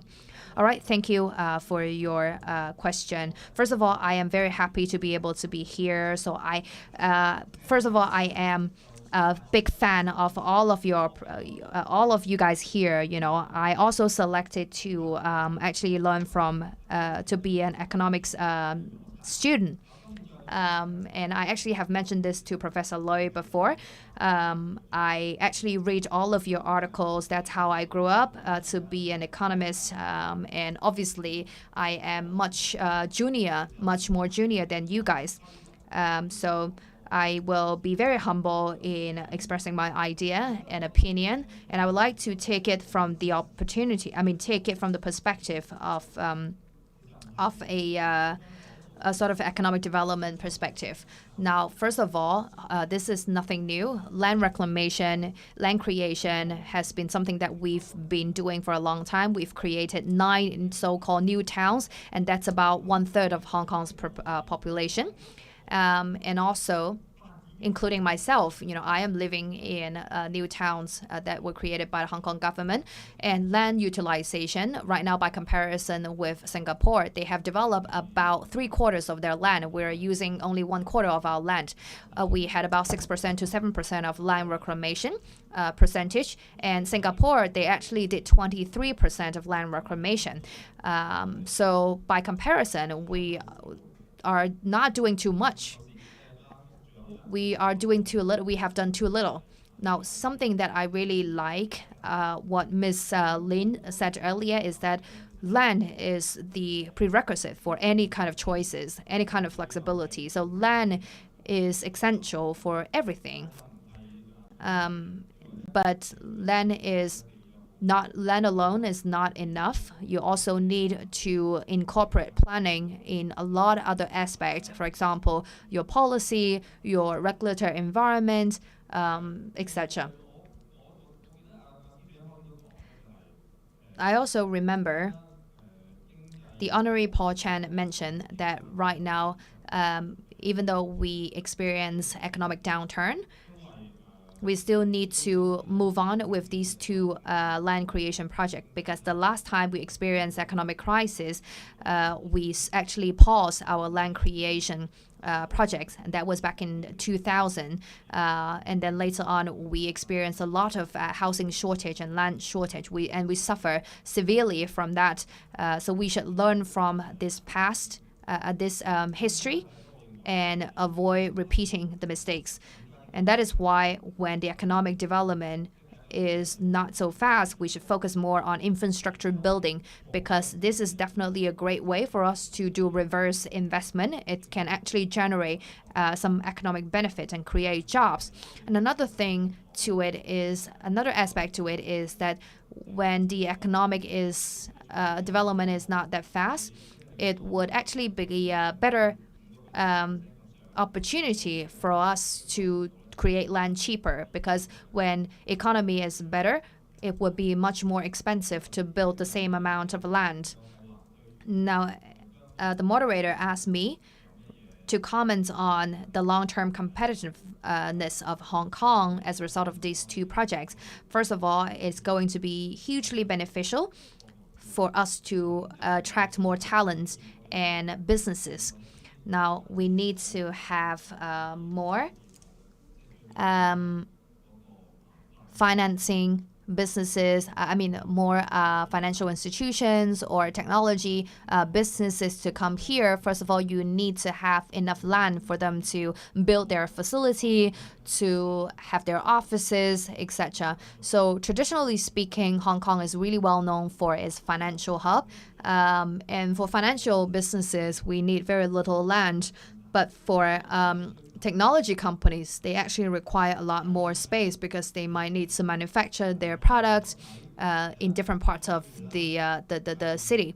And now to grab more talents, first of all, you need space. You also need the kind of the remuneration plan or package. In addition to that, living standards are also very important for these talents. As was mentioned by Dr. Lui, right now it's only 16 square meters per capita, which is 60% smaller than Singapore's space per capita. And when you look at the recreational space or public space per capita, Hong Kong is also smaller than Singapore. And so even though we have great opportunities here, we are not attracting enough talent because we don't have enough space that can help create better living standards for them, for these talents. Now, very importantly, for example, for Chau, it's going to help us to rebuild older regions. Now, we have Yau, Mate, Tsim Sha Tsui, Mong Kok. We have tons of older buildings there that need refurbishing or renovation. So when you rebuild those buildings, where should they go? Where should the residents go? Obviously, they can go to different campuses, but if they cannot, if they can stay in the same region, obviously that would be the most ideal. But if not, maybe Kaohsiung can be a destination. In addition to that, Professor Wong also mentioned the execution is critical. Now, for these two huge projects, these two projects can be sandbox for the Hong Kong government to test some of their newer policy of, for example, housing, public housing, as was mentioned by Dr. Wong, Professor Wong. It could be a special purpose vehicle, and maybe we can incorporate new mechanism or new initiative for residents who used to be in Samshui Po, Yau Ma Tei. Right now, first of all, not only we can consider encouraging them to actually move to Kaohsiung by subsidizing the housing. So instead of just giving them money, you can actually give them a new unit in Kaohsiung. So these are just some examples or suggestions, that we can start with to maximize the economic value with Kaohsiung. So we can have as many ideas as we could, but implementation and also the cost of facilitating those initiatives are going to be very challenging. Now, I understand where the opposition voices come from because, the fiscal costs, first of all, if it's just 1 year or 2 years, it's not going to be that high. But right now, the interest rate is about 5%, 6%. Then when we have these kind of long-term projects, the cost of borrowing money to build these projects are going to be huge, actually. So I believe that in session 2, we're going to address the financing problem. Maybe we can hear more from that session. Now, also, the government needs to actually secure the timetable ahead of time. And after we have the timetable, we then need to calculate how many manpower, how much sand, and a lot other construction resources. We need to prepare everything ahead of time. So when you get things ready way ahead of time, then you can actually source everything cheaper. It's the same way for anyone who have traveled before, right? If you book your tickets way earlier, then you can get cheaper ticket easier.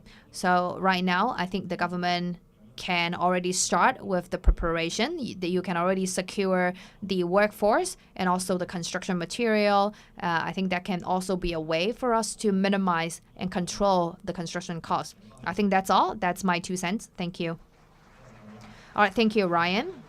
Now, I would like to actually circle back to several things that you mentioned. Now, regarding attracting talent and also competing with Singapore, and also how do we attract more businesses. I would like to actually go deeper or dive into these 3 topics. Now, Professor Wong, this is for you. Now, we understand that we need to get talent, well, not just any population. Obviously, on average, 160 square feet is our average living space per capita here for the general public. But when we need to attract talent, what exactly can we do more with these land creation projects? Because we do have witnessed that obviously it used to be a big problem for our, for example, overseas talents to be able to live comfortably here in Hong Kong. But right now, for example, international schools used to be also a big issue here in Hong Kong. Now, what do you think we can do here to attract more talents? Now, thank you for the question. Let me address your question briefly. Now, again, Hong Kong is facing some aging issue. We knew it many years ago, about 25 years ago. We already forecast that we are going to be facing this aging issue. It's just that we did not know that so many people are going to, we're going to leave Hong Kong in this particular point in time. As a result, while also our aging speed is very fast, we are actually aging quicker and faster than Japan. And it is definitely very critical for us to attract young talents. And I think it's going to remain our priority in the coming decade and not just 1 to 2 years.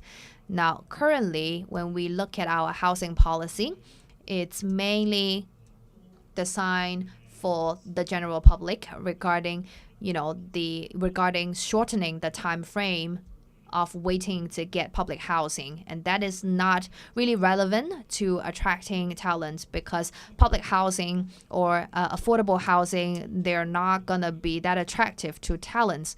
And so right now, our ratio for public and private housing is 7:3.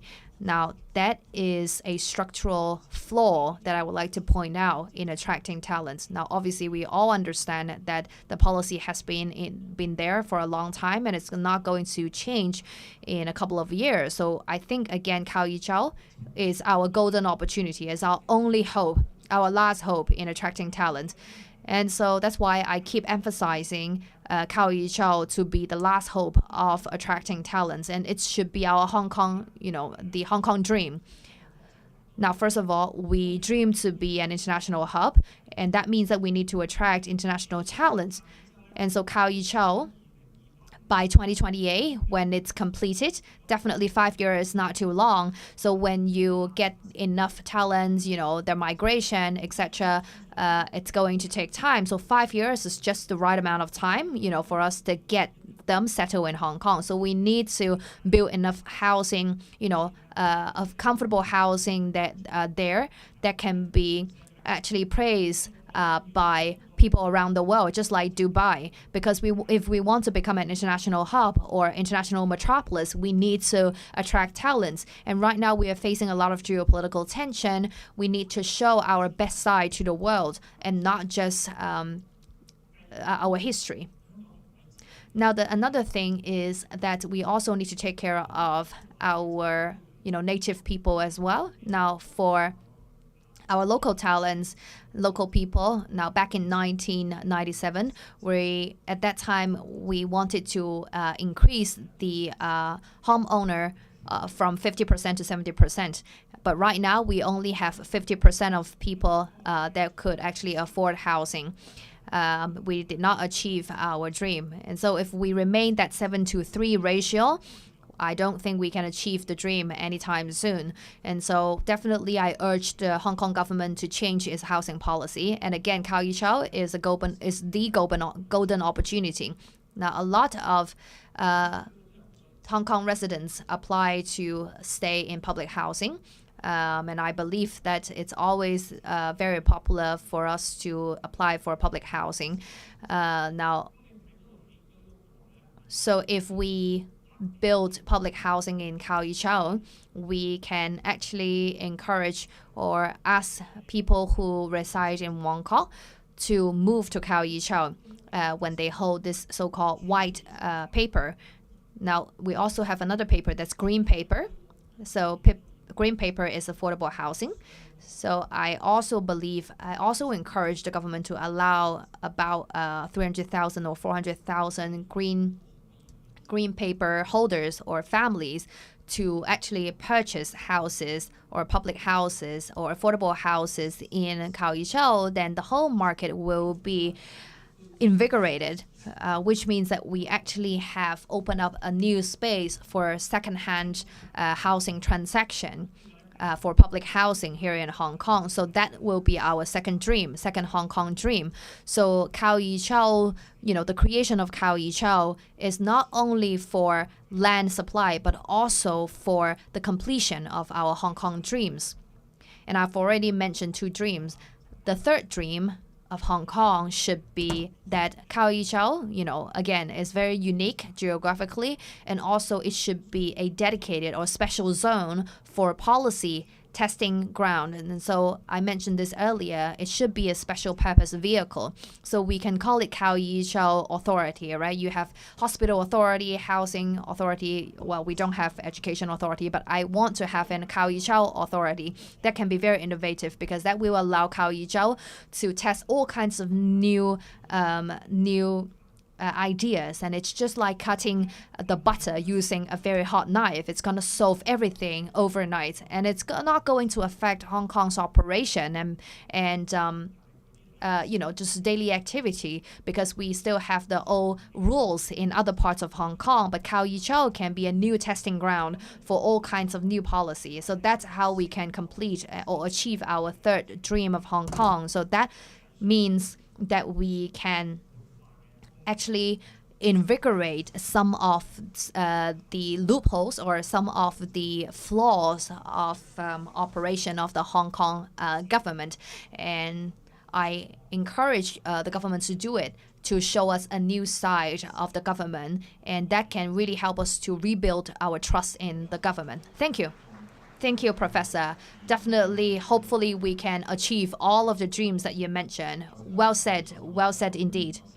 Now, Professor Lui mentioned that, there was a time constraint, unfortunately, for him to express fully his idea. But obviously, he can give us a lot more inspiration. Now, I personally focus on valuation of businesses. So I really understand the importance of competitiveness.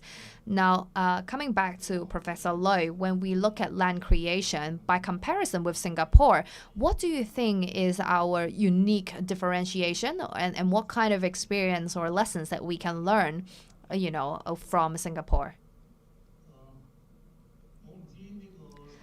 Now, I'm not that familiar with Singapore or its benefit. Personally speaking, I am not a big fan of Singapore's model. Now, obviously, they have a lot of pros, but by comparison, I think Hong Kong has its own advantages.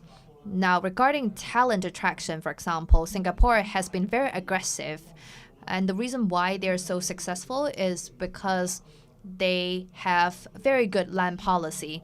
They started earlier than Hong Kong, and they are more decisive by comparison. If you look at the statistics, as I mentioned earlier, the average space per capita is 25 square meters, which is about 260 square foot. And that's much bigger than Hong Kong. And now, obviously, if you want to attract talent, you can offer bigger units, and people live more comfortably by comparison than Hong Kong. Now, for Hong Kong to attract talent, obviously, yes, you can attract them by, with your business opportunities, etc. But when they evaluate, compare Hong Kong with Singapore, they might think twice about moving to Hong Kong. So recently, I was actually approached by a different city outside of Hong Kong to settle in them. But what they offer were really, really attractive. Not only the salary level, but also the housing. He said that they can offer us actually full, free, complimentary, high-quality housing. Now, obviously, I'm not saying that I am a talent, but I'm just trying to say that, these cities, they are really generous in attracting talents. Housing is definitely a big pro, very, very attractive to anyone. And so for Hong Kong, if we want to attract more talent, then definitely we need to have enough land first in place to attract talent. And well, we all understand the difficulty of living in a crowded space. And also in Hong Kong, there is about 10% of residents that suffer from mental diseases because of living in, partly because of living in such crowded space, right? And people they get just very frustrated, very agitated, easily agitated, living in Hong Kong. And this kind of narrow space definitely is not very helpful in, cultivating a very good mentality. Now, another aspect that I would like to comment on is the current geopolitical tension. Now, currently, it's not the best environment for Hong Kong, and it's not going to be easily changed in the coming 3 to 5 years. I mean, at least it will take about 10 years, if not longer. With that said, Hong Kong's economy will definitely experience some downturn. I'm not saying that our economy will not grow, but you have to really strive for that because the opposition force is just too strong. Now, how can we combat that? First of all, infrastructure will be very beneficial. Now, I don't think this is so-called anti-cycle. Now, when we talk about 10 years downturn, sort of downhill forecast, then infrastructure, it's actually worth investment. And it's not going to be easily impacted by the overall macro environment. So I think infrastructure definitely is very beneficial. That is why I greatly encourage and I support the Hong Kong government to do land creation. Actually, 4 years ago, I remember Professor Song actually started a public opinion survey to support land creation. I actually put my name on this paper to support this idea. And so that's just, again, another evidence of how I've always been supportive of land creation for Hong Kong. Now, I would like to follow up on businesses or attracting businesses through land creation. Now, I would like to ask Professor Chang, as we hear from the welcoming remarks, we would like to, we actually have approached a lot of tech giants or innovative businesses, startups to come to Hong Kong. And I understand that Professor Chang, you are very experienced in attracting businesses to come to Hong Kong. But because right now we face a lot of geopolitical tension, and even though a lot of businesses, may not address this publicly, but we understand that they are considering actually not to expand their business in Hong Kong. So how should we address that? All right, so your question is about attracting innovative technology companies. First of all, you need to have the right soil for them. You need to have the market. You need to have the talents, which is equally important.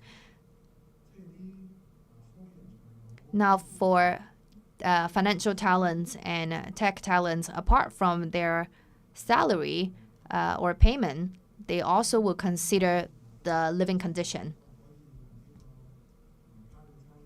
So Chau, as was mentioned previously by Professor Wong, can be a great place to attract talents. But Professor Song also mentioned that right now all economic activities are surrounding the two sides of Victoria Harbour, and we reside very far away. And for the northern metropolis, let me just make sure I say the name right, Northern Metropolis. Actually, we expect to actually bring more jobs there and create some thriving economic activities there so that we can actually develop different CBDs in Hong Kong. So for people who work there, we hope that they can actually reside locally within the Northern Metropolis area. So for different industries, definitely you have different ways to attract talents. And if you look at Singapore, what they have been doing is very unique, obviously. But if you just look at mainland China, they do it differently. They offer very affordable housing for cheap and also young labor, and that also worked. Now in Hong Kong, when we talk about land for residential purposes, everyone mentioned one word: expensive. So we are very rigid in terms of our land use. When we talk about land in Hong Kong, people compare it with gold because it's just so expensive. How can we address that? Just by creating more land, then land will no longer be gold. It can become much more affordable. So I think several decades ago, we already suffer from the shortage of land. Talents left us because they did not think that Hong Kong has enough land. And because when we have enough land, we can actually solve a lot of social and economic issues. You can offer, for example, free housing for our tech talents. For example, you can arrange housing around the Suntin Technopole area.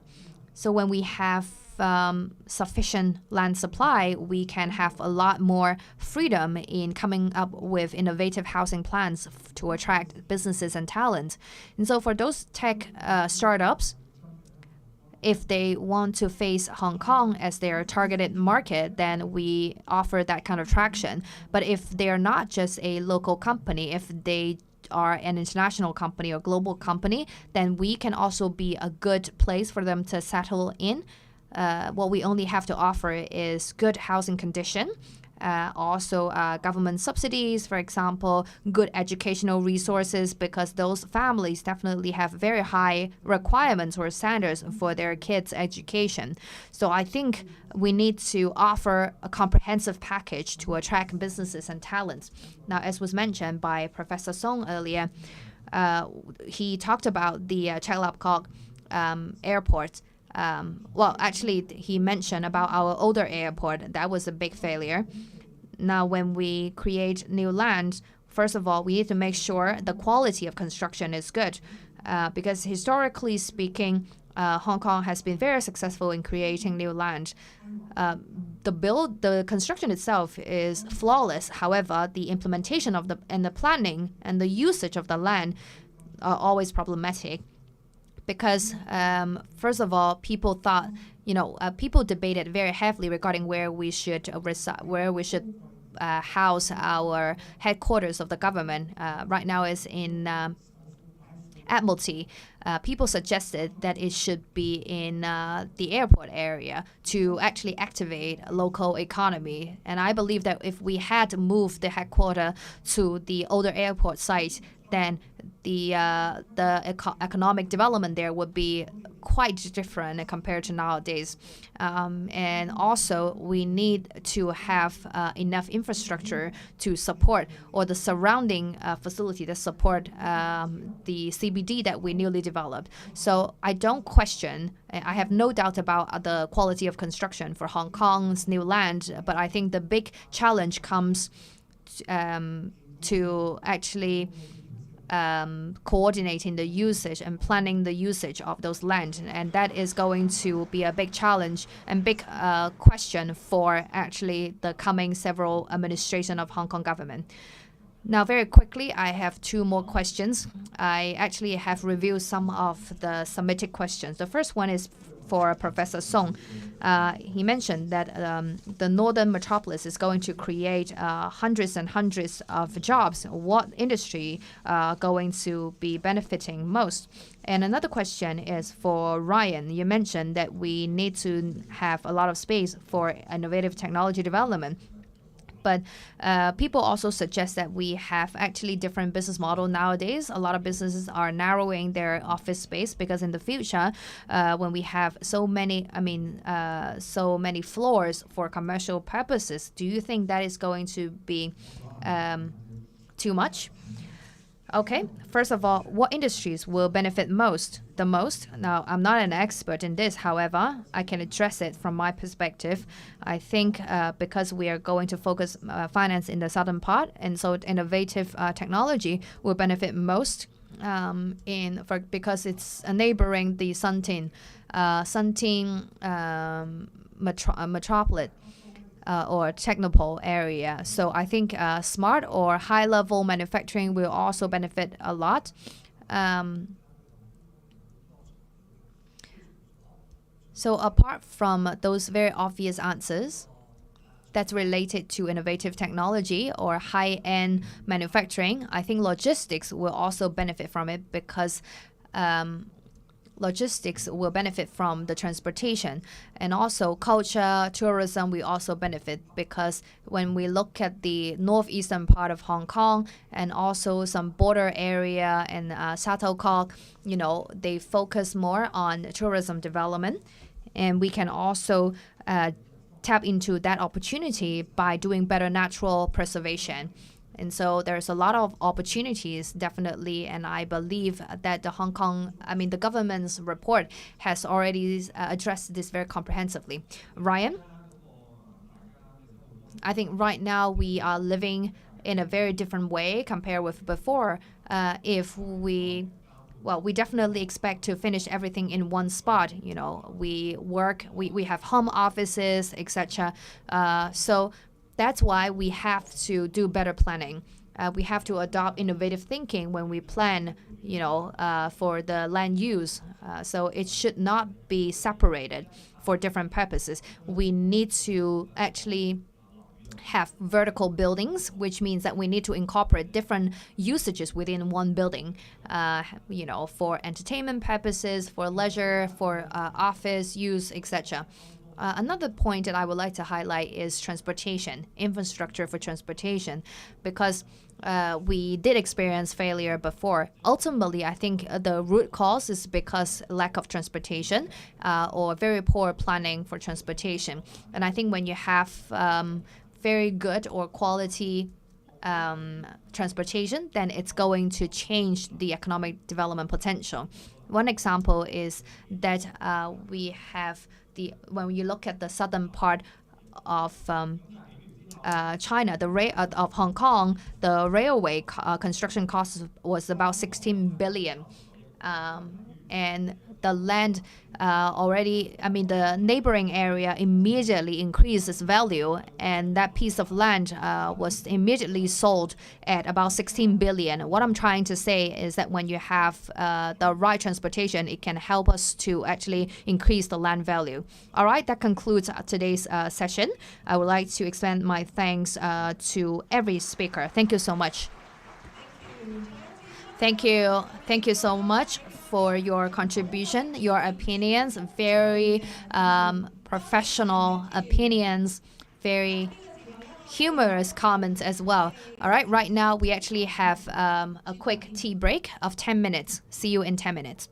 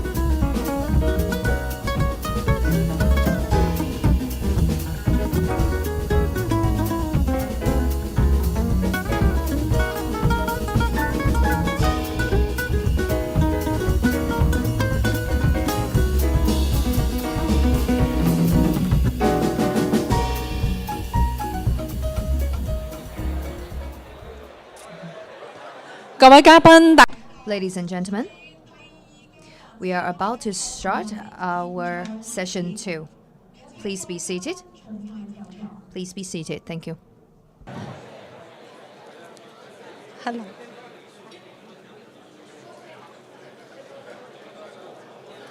嗱，由於咧我 Because we do have some of our honorary guests who have the business obligations, they're no longer here. We actually have more seats available, and we encourage all of you to actually be seated closer to the stage. Please feel free to come forward and sit closer to the center of the stage, and our colleagues can actually help mobilize all of you so that we can have a more compact audience. So while we do that, we would like to invite our speakers to be seated onto the stage. We have Dr. David Wong, please. Professor Park Wai Liu. We also have Mr. Hui Jiwai from Hong Kong Monetary Authority. We have Mr. Stephen Chang. We have Mr. Julian Lee and our moderator, Mr. Kenny Chau. Please be seated. Now again, we encourage all of you to come closer to the center of the stage. Please feel free to take up some closer seats so that we can have a more compact audience. Now, our session 2 will be about how to finance land creation. Now, the floor is yours, Mr. Shui. Thank you, and welcome back to our session 2 discussion. I think these two land creation projects are going to be very meaningful for the development of Hong Kong in the coming 2 decades. As we hear from the previous speakers, these two projects are going to generate a lot of social and economic benefits. And we all understand that Hong Kong also is really concerned about the sourcing, the financing cost of these land creation projects, and how are we going to source diversifully. Now, that is why we have onto the stage these experts in financing to give us some inspirations. Without further ado, Professor Wong, or Dr. Wong. Dr. Wong is really experienced in financing and business development. And we understand that Chau and Northern Metropolis, these two projects are going to actually be very costly, and when we finance them, we have to also calculate the return as well. Do you think that benefit will actually overcome the cost of a construction? Now, thank you for your question. In the previous session, we talked a lot about the overall social and economic benefits to be brought about by these two projects. Now we are actually narrowing down to the financing. Let's talk about Chau first, because people pay more attention to Chau and it actually triggered more debate. Let's talk about the cost of construction and also the potential benefits. Now, this is much more targeted. For example, we are actually talking about the potential revenue streams. Mainly it will be through land sales. Now, other aspects such as transportation and other social benefits, they will not be included in the discussion. Now, when we talk about the government's estimates, actually, the estimate has been adjusted for several times. People might argue that the cost was actually overestimated before, and right now the situation is different.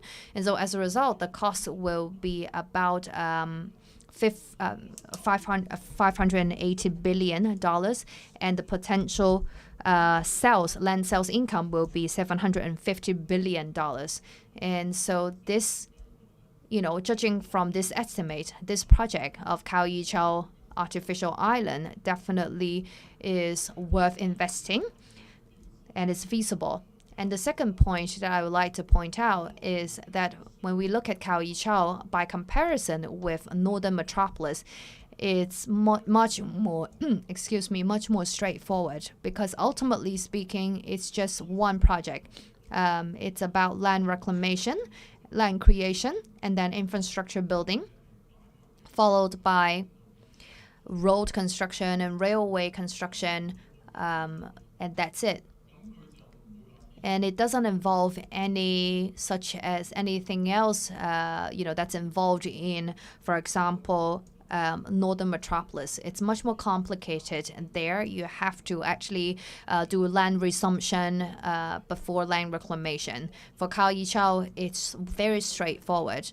Once you get the land, you can do the planning, etc.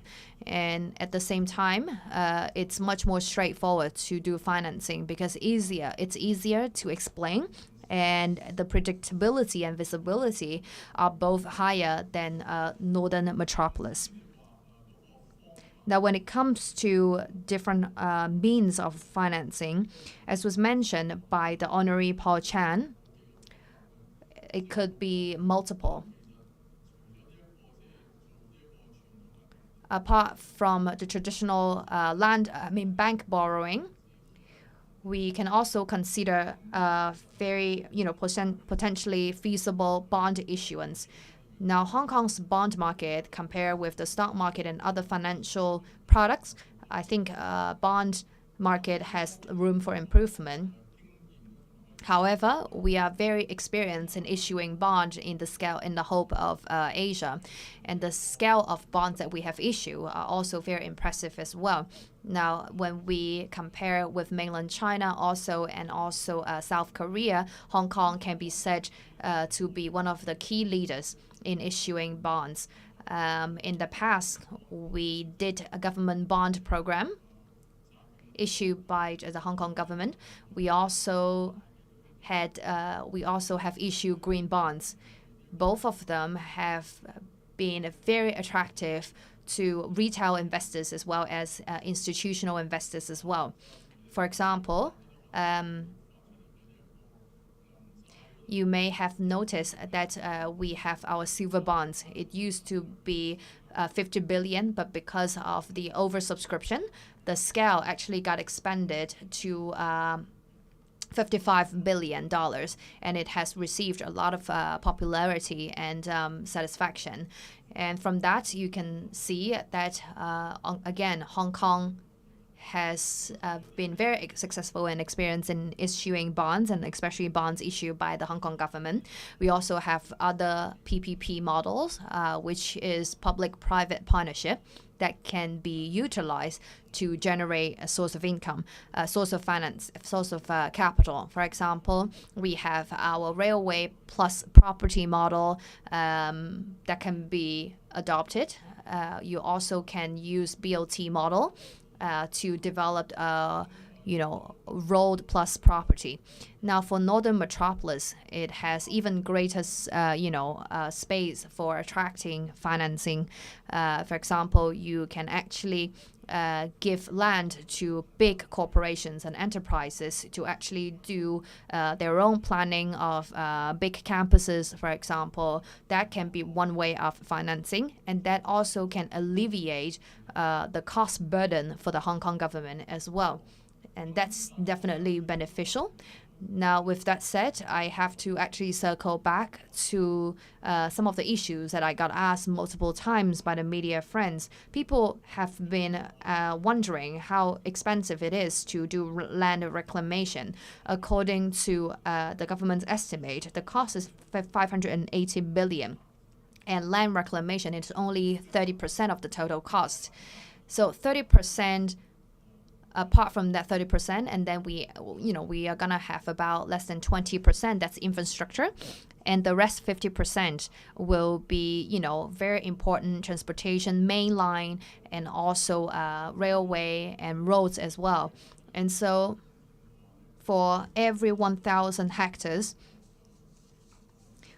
land reclamation, the direct cost of land reclamation is comparatively cheaper, as relative to, it's about the same as land resumption of those farmland. But if by comparison with resuming or the land resumption of property land, then land reclamation is actually much cheaper. So when it comes to Hong Kong, obviously we need to have more land. And if you just look at the cost of creation, land reclamation of Chau is actually cheaper than a lot of other possibilities. And if you look at just the number, it's the cheapest way to create more land. Now, people often compare land reclamation with land resumption of farmland. Now, even though they are about the same cost, but you actually can get 1,000 hectares of new land, level land that's ready to build at one time. But if you resume land from farm uses, then you actually have to, first of all, do it in a very timely, you have to do it in a long time through multiple stages. And the land condition is not even as well. You also need to do some renovation on top of the farmland. And so from that perspective, the most straightforward and cost-effective way is to do land reclamation, to create new land. And most costly, we would like to mention, is our time. When you consider time as a factor, that actually can also generate more benefit when we use land reclamation as a way out. And the capital definitely market, they are really good with math. They definitely have incorporated those influencing factors when considering the cost of land reclamation and, resumption. Now, thank you, Professor Dr. Wang, for addressing land cost. We definitely will circle back to what you mentioned, which is bond issuance later. But we talked about, return on investment. The general public is really concerned about the fiscal burden of the Hong Kong government. So we would like to pose this question to Professor Liu. From the perspective of fiscal burden, do you think that the government should still bear some responsibility? And do you think the government can handle this kind of fiscal burden, even though we might adopt public-private partnership in other ways? What's your comment on this?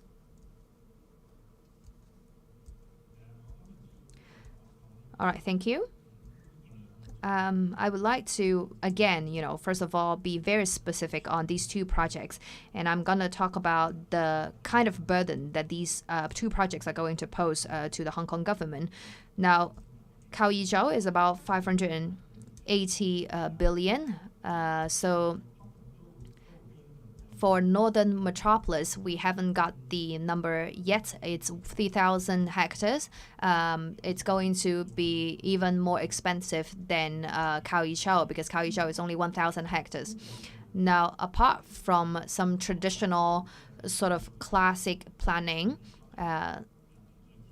such as rebuilding the older area and region, then maybe we can, for example, reduce the cost of Northern Metropolis a little bit.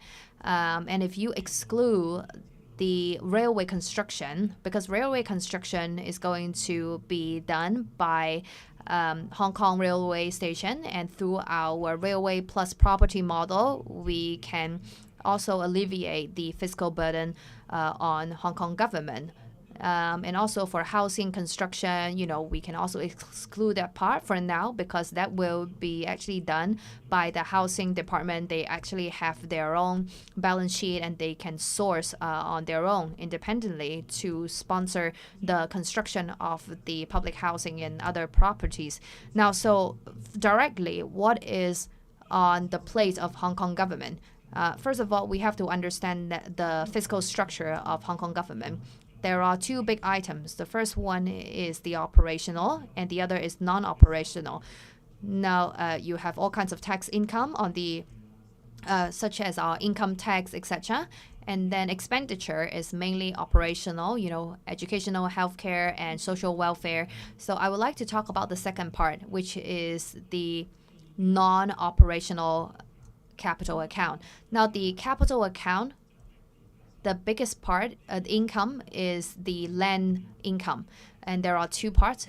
One is land sales and the other is land subsidy. Now, when we look at land revenue or land-related revenue, It's part of the Capital Works Reserve Fund. And for this particular expenditure, one of the most important expense item is actually being executed through this income. And we're talking about projects such as building schools and hospitals, and railway, not railway. Railway is being done by some other parties. So in the past, let's look at some of the numbers. Typically, what were their budgets? For the past decade, they've been spending 60 billion to 80 billion for this infrastructure. Now, historically, land sales revenue were the source of these projects. But for the past 2 decades, these red lines means a deficit, which means that for those years, we did not have enough income from land sales that can sponsor these infrastructure projects. And it's been 8 years. These 8 years are, for example, SARS years, Asia, financial crisis years, or global economic crisis, and also last year when we had the pandemic. And so obviously, that's why we had very bad years for land sales, and that's why we had deficit. However, if you look at the total amounts, we actually have surplus. We have actually enough revenue from land sales, from land use that can actually support our infrastructure. We actually have a lot in the surplus, and that is the big picture.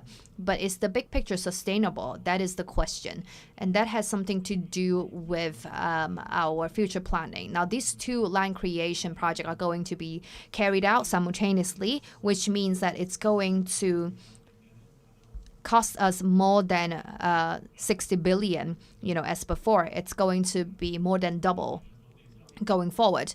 And so the question really comes down to whether or not, our land use can support or sponsor this kind of construction costs. Now, in the long term, definitely, it's going to be worth it. It's going to pay back. Everything will be paid back. And historically speaking, we actually have more than enough revenue from the land use. Now, so in the long term, it's not going to be a problem. But in the short term, for the first 5 years, for example, you're not going to have any kind of revenue or income generated from this new land because it will take 5 years to build the land. And so for the first 5 years, how are we going to survive that? You're going to have a bigger deficit. And so for the Hong Kong government, they are going to have a lot of issues, not just for land, not only the non-operational, but the overall account as well. Let's look at the next slide. Now, this is telling you that our land use income and its relation with our basic infrastructure project expenditure. Now, most of the time, our land revenue is enough to cover the infrastructure. Now, this is our end of year fiscal reserve. Now, at the top, we actually have 1.1 trillion back in 2019. And it's been declining since 2019. It was about 800-something billion last year. Hopefully, actually this year, the number will continue to drop, actually, because of the pandemic. And right now, it's the post-pandemic.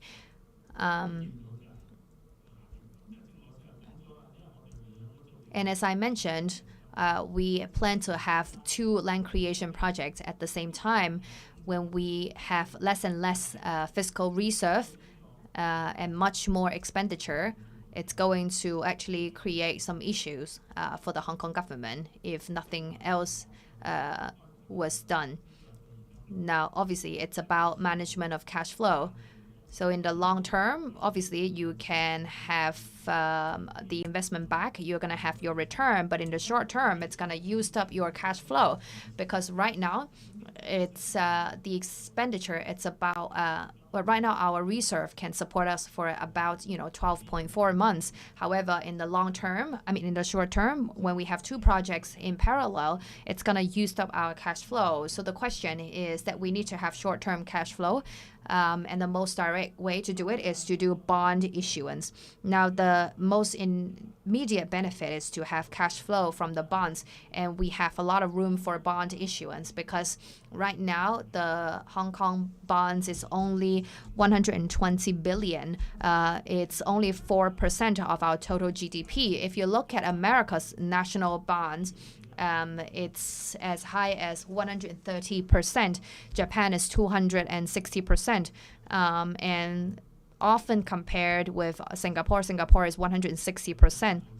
And their bonds is 160% of their total GDP. But they're different from US and Japan because their bonds are not for operational purposes. It's for investment. So their bonds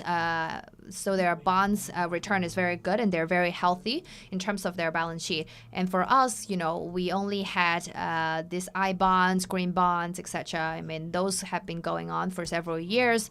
In the future, we actually can issue a lot more bonds. We have much room for improvement in that end, on that front. So that's gonna be a great way for us to actually help us to have more cash flow. All right. Thank you, Professor Liu, for your sharing. This really helped us to understand the budget and also the cash flow burden of the Hong Kong government, and bond issue can be a way out.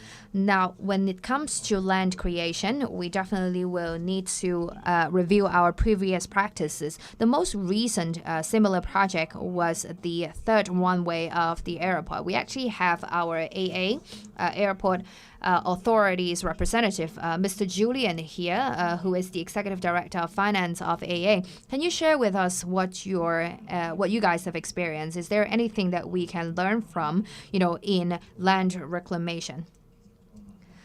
Well, it's a very good question because for the airport, now it's been 25 years since we started because obviously you can already see, refer to our video, our capacity was 25 million, the sign capacity. When we first moved from Kai Tak to the new airport. So at that time, our biggest capex was new terminal. Before COVID, what we can handle as a capacity is 75 million. And so that's definitely a lot more than before, than the older airport. And so the breakdown margin, if you look at our cargo is ranking number 1. Hong Kong is number 1 in the world. And so if you combine our passenger capacity and cargo capacity, then definitely we already have net cash positive. We barely have any liabilities. Now, when you look at our third runway, it started back in 2011 when we proposed the idea, and it started construction in 2016. Right now, the land reclamation is finished, and we have started using the runway, and the land reclamation was about 40% of the total construction cost, which was 140 billion. It was about 150 hectares in total, which is about 50% larger than the original island itself. At that time, we did not borrow from the government. We did self-financing. We have our offering surplus. We also have our airport construction fee that every single traveler actually pay for, and also airlines as well. They also pay construction fee. And the last thing we did was actually bond issuance. Now, at that time, one of the biggest challenge was actually the pandemic. I remember our operating cash flow was challenged, greatly challenged. At that time, the airport was dead quiet. So that's why we had to increase the financing ratio. So that was very tough years for us. And our standalone credit profile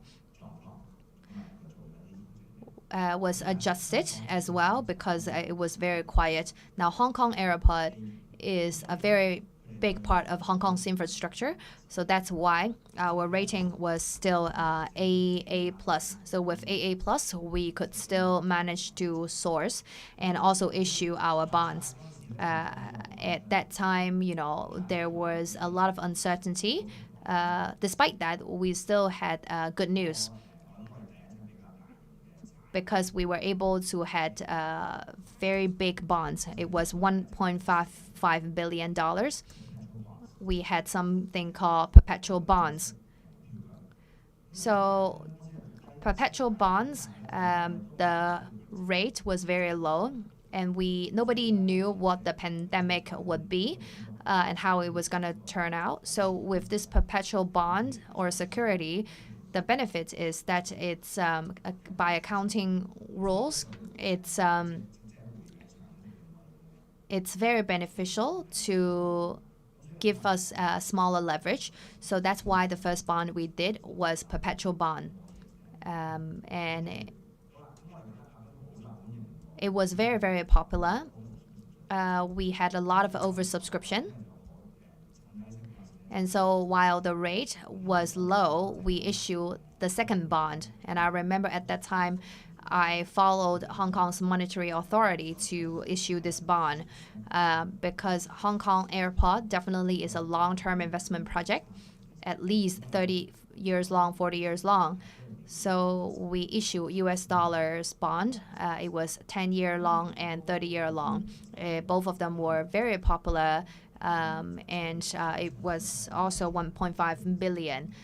So these long-term maturity project bonds are really, really popular among pension funds and the long-term investors as well. We also had some 40-year long sort of bonds. This year, even though the interest rate is slightly higher, we also adjusted our structure. So we issue shorter bonds when the interest rate is high.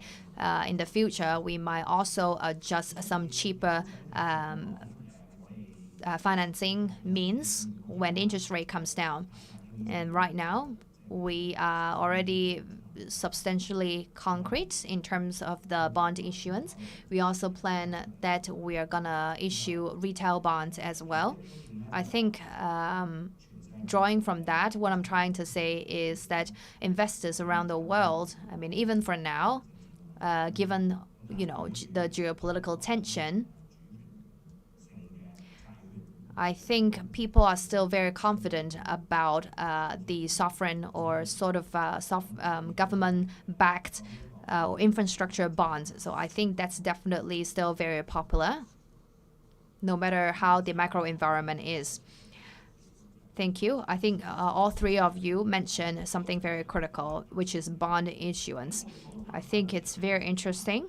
When it comes to bonds, we're going to pose a question to Kenneth from Hong Kong Monetary Authority. Now, Hong Kong is definitely an international financial hub.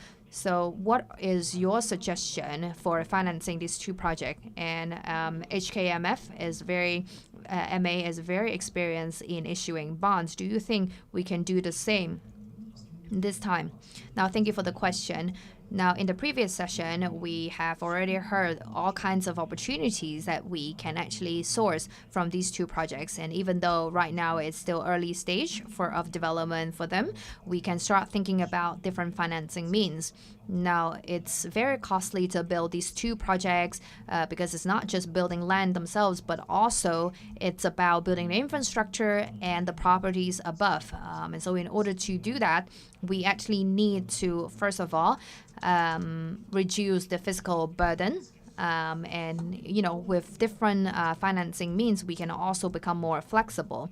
in getting capital. Now, these kind of investment is going to be very long term, and it's not going to be fair for our generation to pay for this kind of long-term project. So that's why our honorary Paul Chan and also Ms. Benedict Lin mentioned multiple times on different occasions that we can source capital support from the free market, from the private market. And it's very important that we do that because it can help us solve not only the capital issue, but also participation and engagement when we can mobilize and incentivize, or encourage private parties to join these long-term projects. We can enhance public engagement of these kind of public projects, and they can share the benefits of these public projects as well. I think in Hong Kong, it's very important that we do that.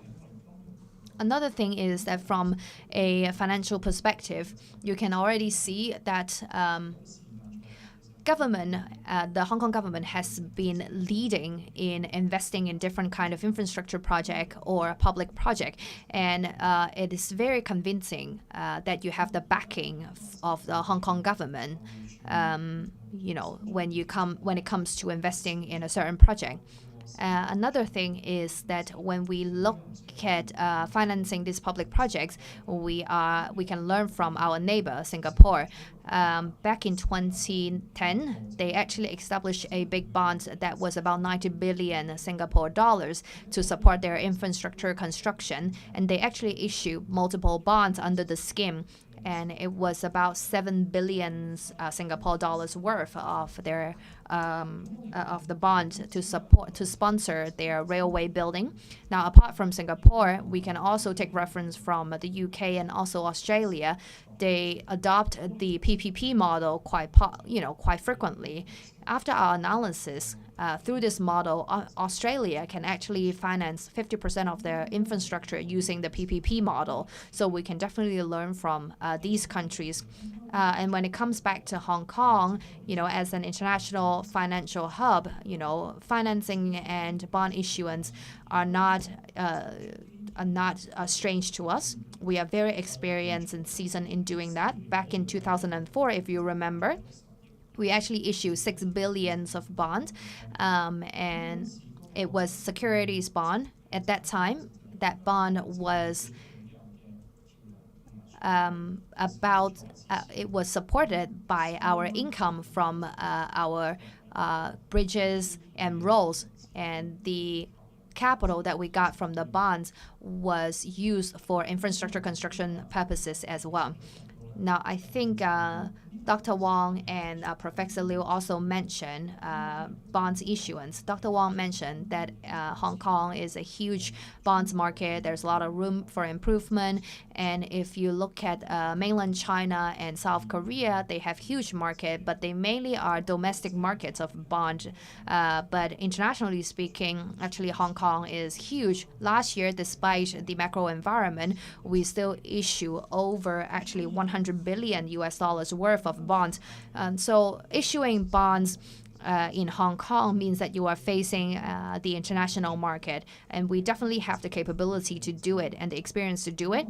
If you look at the green bonds issued by the Hong Kong government, which started back in 2018, it's been 2 billion, and we have different maturities, from 1 year to 30 billion, to 30 years, and it's multiple currency. We actually are increasing the amount of RMB bonds that attracted a lot of investors, not only institutional investors, but also retail buyers as well.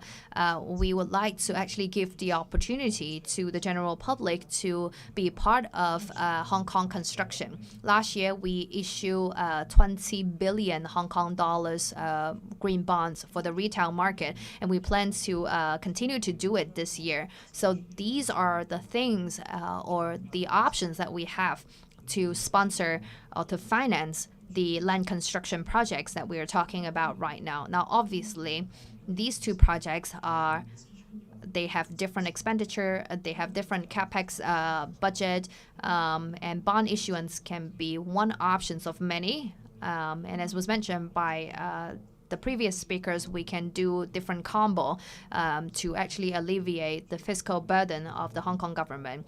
But again, early discussion and early preparation are critical to the success of these kind of projects. Thank you, Kenneth, for your contribution. That really helped us to enhance our confidence. Now, we also would like to talk about the specific sort of execution or implementation. Now, we would like to actually pose the question to Stephen from Bank of China. Now, from your perspective, what are the key considerations when issuing a bond, and what are the potential risks? Thank you for the question. Now, when we talk about bond issuance, there are two things that we need to consider. The first one is the economic value of the projects. Specifically speaking, we're talking about the return on investment. That is the prerequisite for bond issuance. And I think we've already gotten a very positive answer from the session 1's discussion.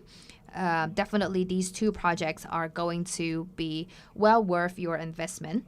And the second thing we need to consider is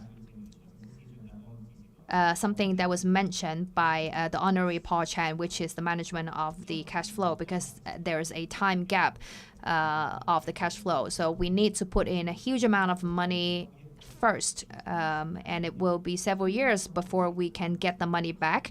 And we need to actually issue bonds in this period to solve the fiscal burden or the cash flow burden. So that's how we're going to decide the rhythm of the bonds, the maturity of the bonds. And also one thing is the currency of the bonds, because Hong Kong is an international financial hub.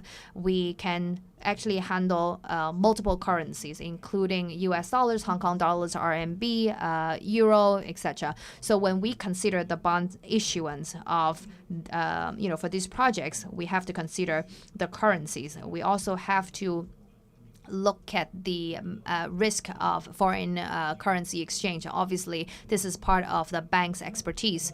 Now, because obviously when you have more currencies involved, you can attract more investors that can sponsor your project. However, you have to manage the risk of foreign exchange.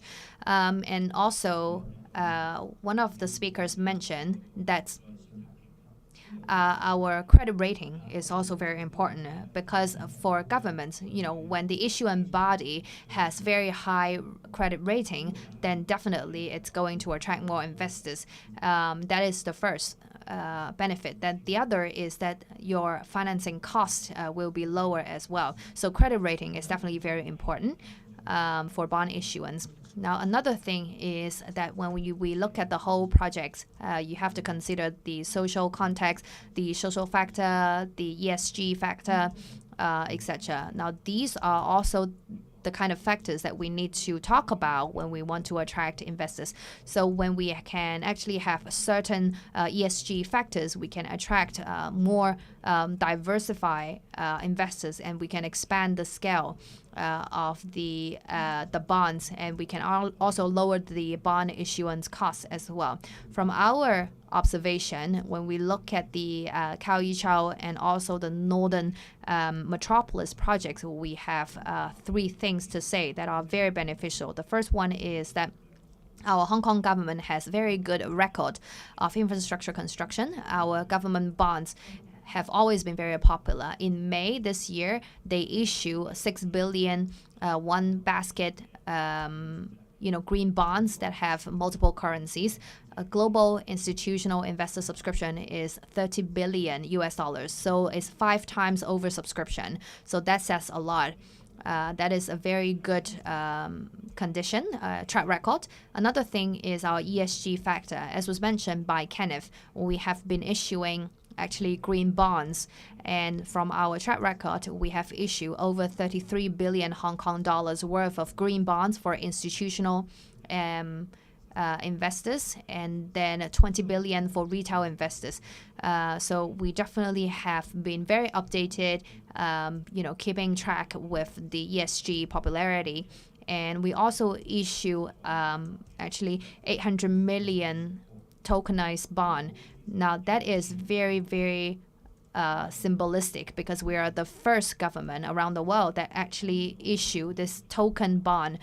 We actually use this distributed ledger technology to issue this bond, and that means that we can actually attract different investors on the spectrum. And so these three track record have, these three examples can boost investors' confidence in purchasing our bonds to support the development of this Chau and northern Metropolis. That's all. Thank you. All right, thank you, Stephen. Thank you for breaking down the bond issuance process and why you think it's so feasible. Now, the next question is the demand for this bond. Now, obviously, you all mentioned that Hong Kong government has always been issuing very popular bonds. However, specifically, going back to Dr. Wong, from your perspective, do you think that Hong Kong has a lot of demand for this kind of bonds? Now, first of all, we believe that Hong Kong, again, as an international financial city, we have very well-developed, mature financial market, but there is still room for our bonds issuance.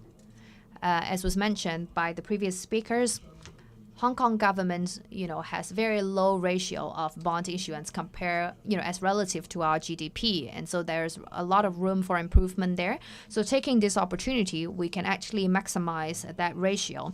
What I mean is that we can further develop our financial market through bond issuance more.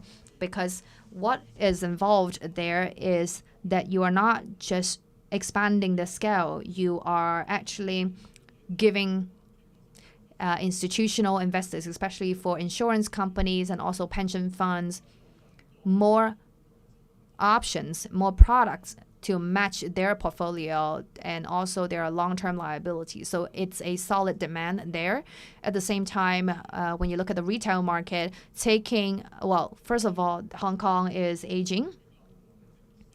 So the general public actually have very high demand for long-term safe financial products. For example, silver bond, you can already see that there's strong demand for that kind of long-term products. And so it's very attractive to both institutional and retail investors. It also can help enhance the liquidity of the market and also complete Hong Kong's role as an international financial hub. So there's multiple fold of benefits. So I really urge the Hong Kong government to actually look at the big picture.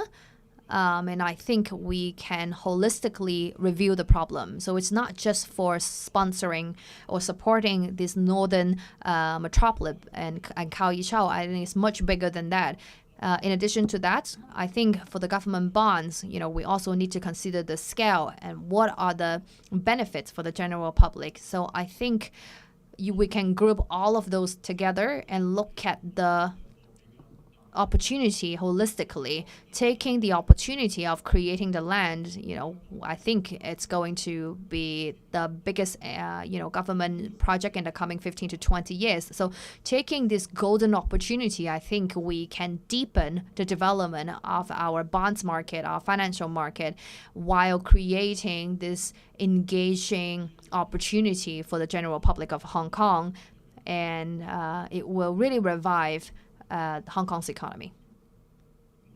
All right, thank you, Dr. Wong, for your sharing. We understand that bond issuance can actually solve a lot of financing needs and also meet the market demand. However, we understand that bond issuance can also help develop the finance system as well. So, Professor Liu, can you comment on this? If we issue bonds through these projects, how do you think it's going to help Hong Kong's financing market? Now, first of all, the biggest benefits of bond issuance is to change the to help generate more cash flow for the Hong Kong government, because otherwise we are not going to have enough cash flow to support the Chau and Northern Metropolis development, because right now our fiscal reserve is only 12.4% of our total expenditure. Now, people argue what the right ratio should be. I think back in 2018, at that time, the fiscal reserve was about 28 months worth of our expenditure. And right now it's only 12 months, and it's going to come down even more. And so what is enough? So the general estimate is 6 months. Now, obviously, you're going to spend more money at the beginning of the year because you're only getting your tax income in the second half of the year. So there's this seasonality there. And so 6 months already is the minimum level. And when we have less than 6 months fiscal reserve, then the credit rating may come down. And so issuing bonds definitely can help us to relieve the cash flow burden. And also it's going to help the bonds market. And we need to do retail market as well, because it's not only going to help senior citizen to participate in that, and also you can also meet the aging society's demand for safer and longer term investment products. In addition to that, you can actually invigorate the bonds market.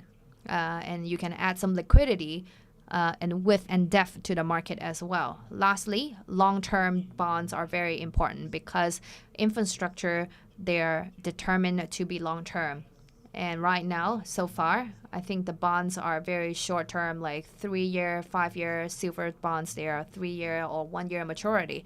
5-year are already very rare. So I think we should issue more 10-year long bonds. And if the market allows, maybe 30-year long as well. That can actually help us to build a more comprehensive sort of benefit yield curve for Hong Kong dollars, because right now we don't have that. You basically don't have like a 30-year long bonds. You don't have a benchmark here in our own market. You only can take reference from the US dollars market. So that's all. Thank you. Now, we all talked about credit rating. So I would like to pose this question to Kenneth, because we saw that one of the biggest credit rating agency actually lower USA's rating from AAA to AA+. So when we talk about Chau and also Northern Metropolis, because they are long-term investment, would it be possible for us to encounter credit rating adjustment or lowering of our credit rating? Will that affect our bonds market? So obviously, there are reasons behind the USA's credit rating decline. And when it happens, obviously, so far for Hong Kong and for our bond issuance, the impact will be very limited for several reasons. First of all, if you look at this incidence of the US market, the impact on the market, obviously after the release of the rating adjustment, the stock market did fluctuate a little bit, but the majority of the investors do not think it's a huge impact. And another thing is that Hong Kong is very different from the US, and those credit rating agency will consider Hong Kong as an individual region, even though we experienced several years during the pandemic that was very, very challenging.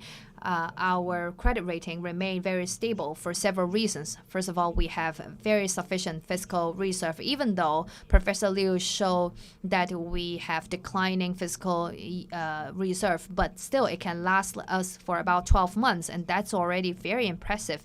That is definitely unprecedented for a lot of other economies. And also our debt level is very low as well. For example, Professor Liu mentioned that according to IMF, Hong Kong's debt to GDP ratio is only 4%. So that is way lower than developed economies. On average, it's about 110%. And also even if you look at our assets, with our liabilities, when we do the comparison, we actually have net assets. And globally speaking, that is, I think, less than 5 economies that can enjoy that kind of excessive assets. And so with that said, investors and credit rating agencies are very confident about Hong Kong and our credibility, and also our foreign exchange policy, and also our banking system, our liquidity, our debt history, and our debt situation. We are better than the rest of the world, by a lot. And more importantly, these 2 projects, they are not expenditure per se. They are long-term investment. They can actually generate long-term benefits for the city and the region. And so that's why we are very confident that our credit rating is not going to drop, at least significantly. And even when it happened, it would not actually impact the market. But obviously, I would like to caution everyone that we are experiencing a lot of fluctuation and ups and downs in the financial market. And inflation and global geopolitical tension also pose some challenge to us. And Hong Kong actually just started issuing bonds about several years ago, and a lot of investors actually do not know that Hong Kong issue bonds. So again, it circled back to what I mentioned earlier. We need to do better public communication to the rest of the world, and also we need to prepare way ahead of time to make sure the execution is right. Now, we talked a lot about bond issuance, but it's not just that, right? Financing can have multiple options. And so PPP is one of the most popular models. So we would like to actually pose the question to Julian, because Airport Authority actually have been promoted a so-called airport city, the concept of airport city. Can you give us some color on that?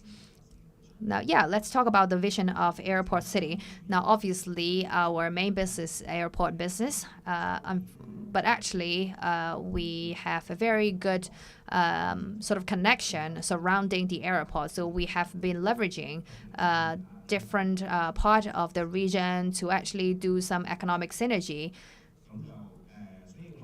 So apart from PPP, we actually have a strategy or vision to build the so-called airport city. Instead of seeing airport as part of the city, we want to build our own city.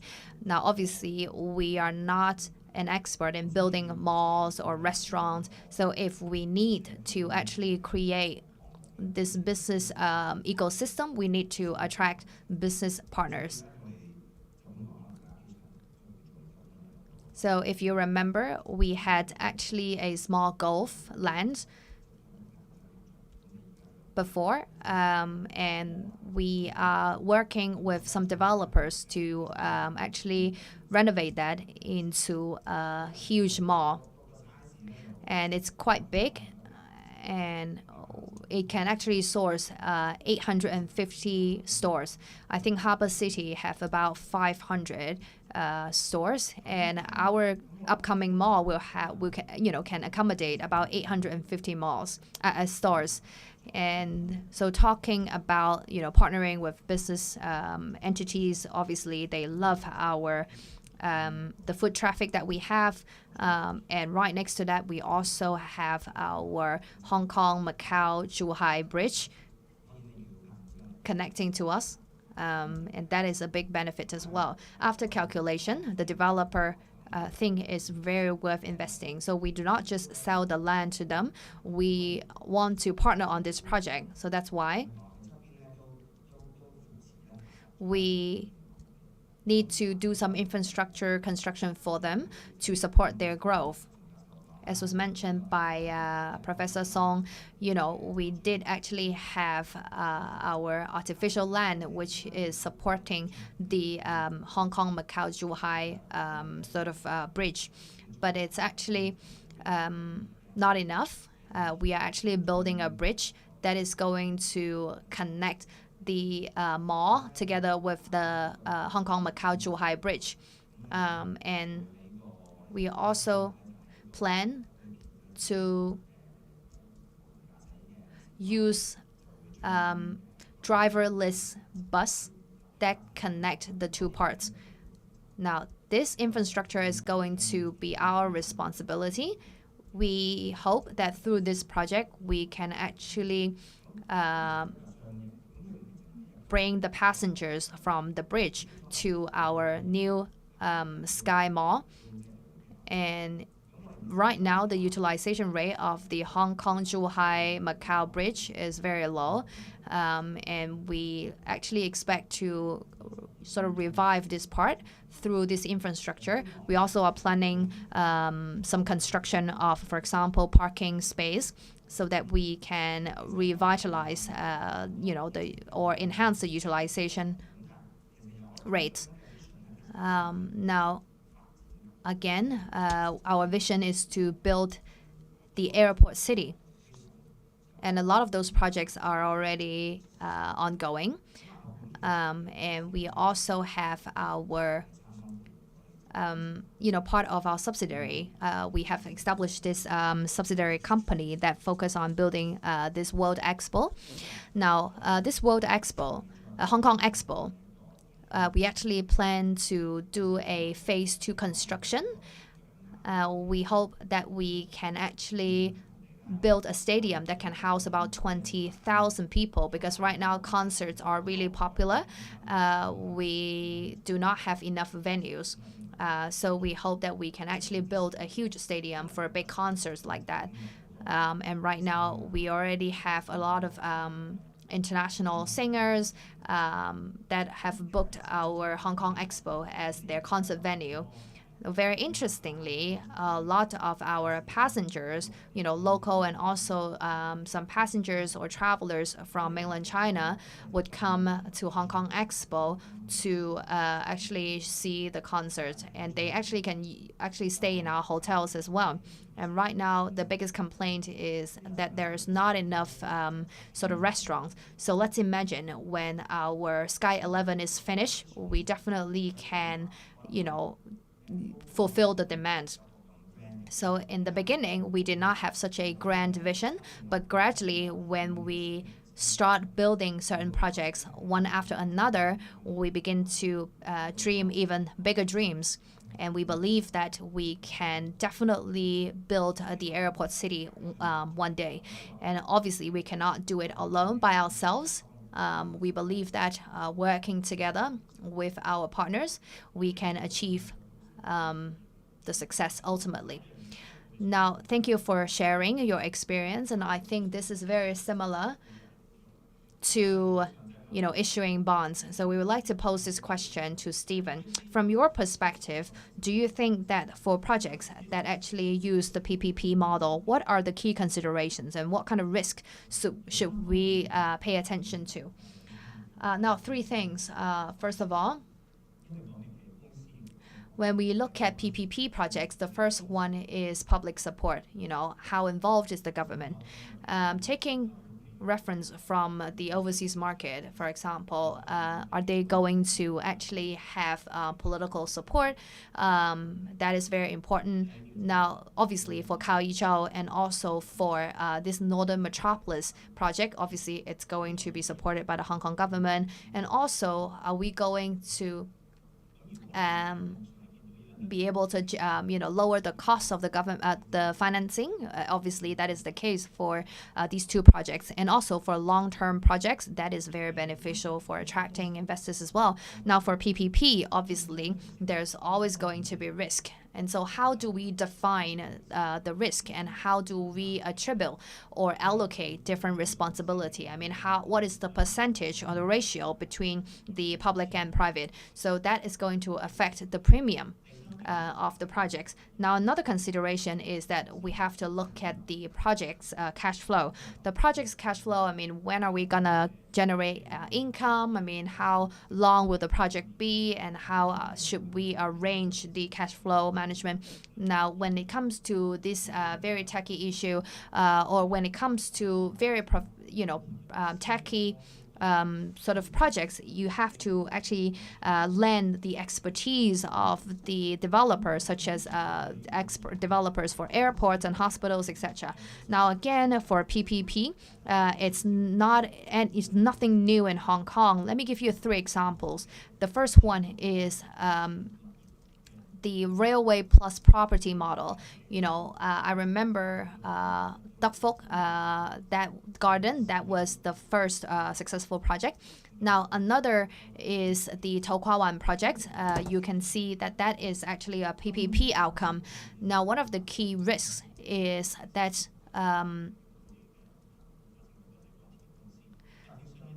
the developer, they only have the right to develop, but they don't have the ownership of those projects. But that doesn't matter, because as long as you can develop properties above any railway stations, you can expect a lot of economic benefits. And also, when you look at Sha Tin has a property that was actually firstly developed by 4 developers that took up about 59 hectares, and it was very, very successful. That was a PPP project. And also BOT, which is building, operation, and then management. So you have all the tunnels, that actually adopted this PPP model. Typically, those are longer projects.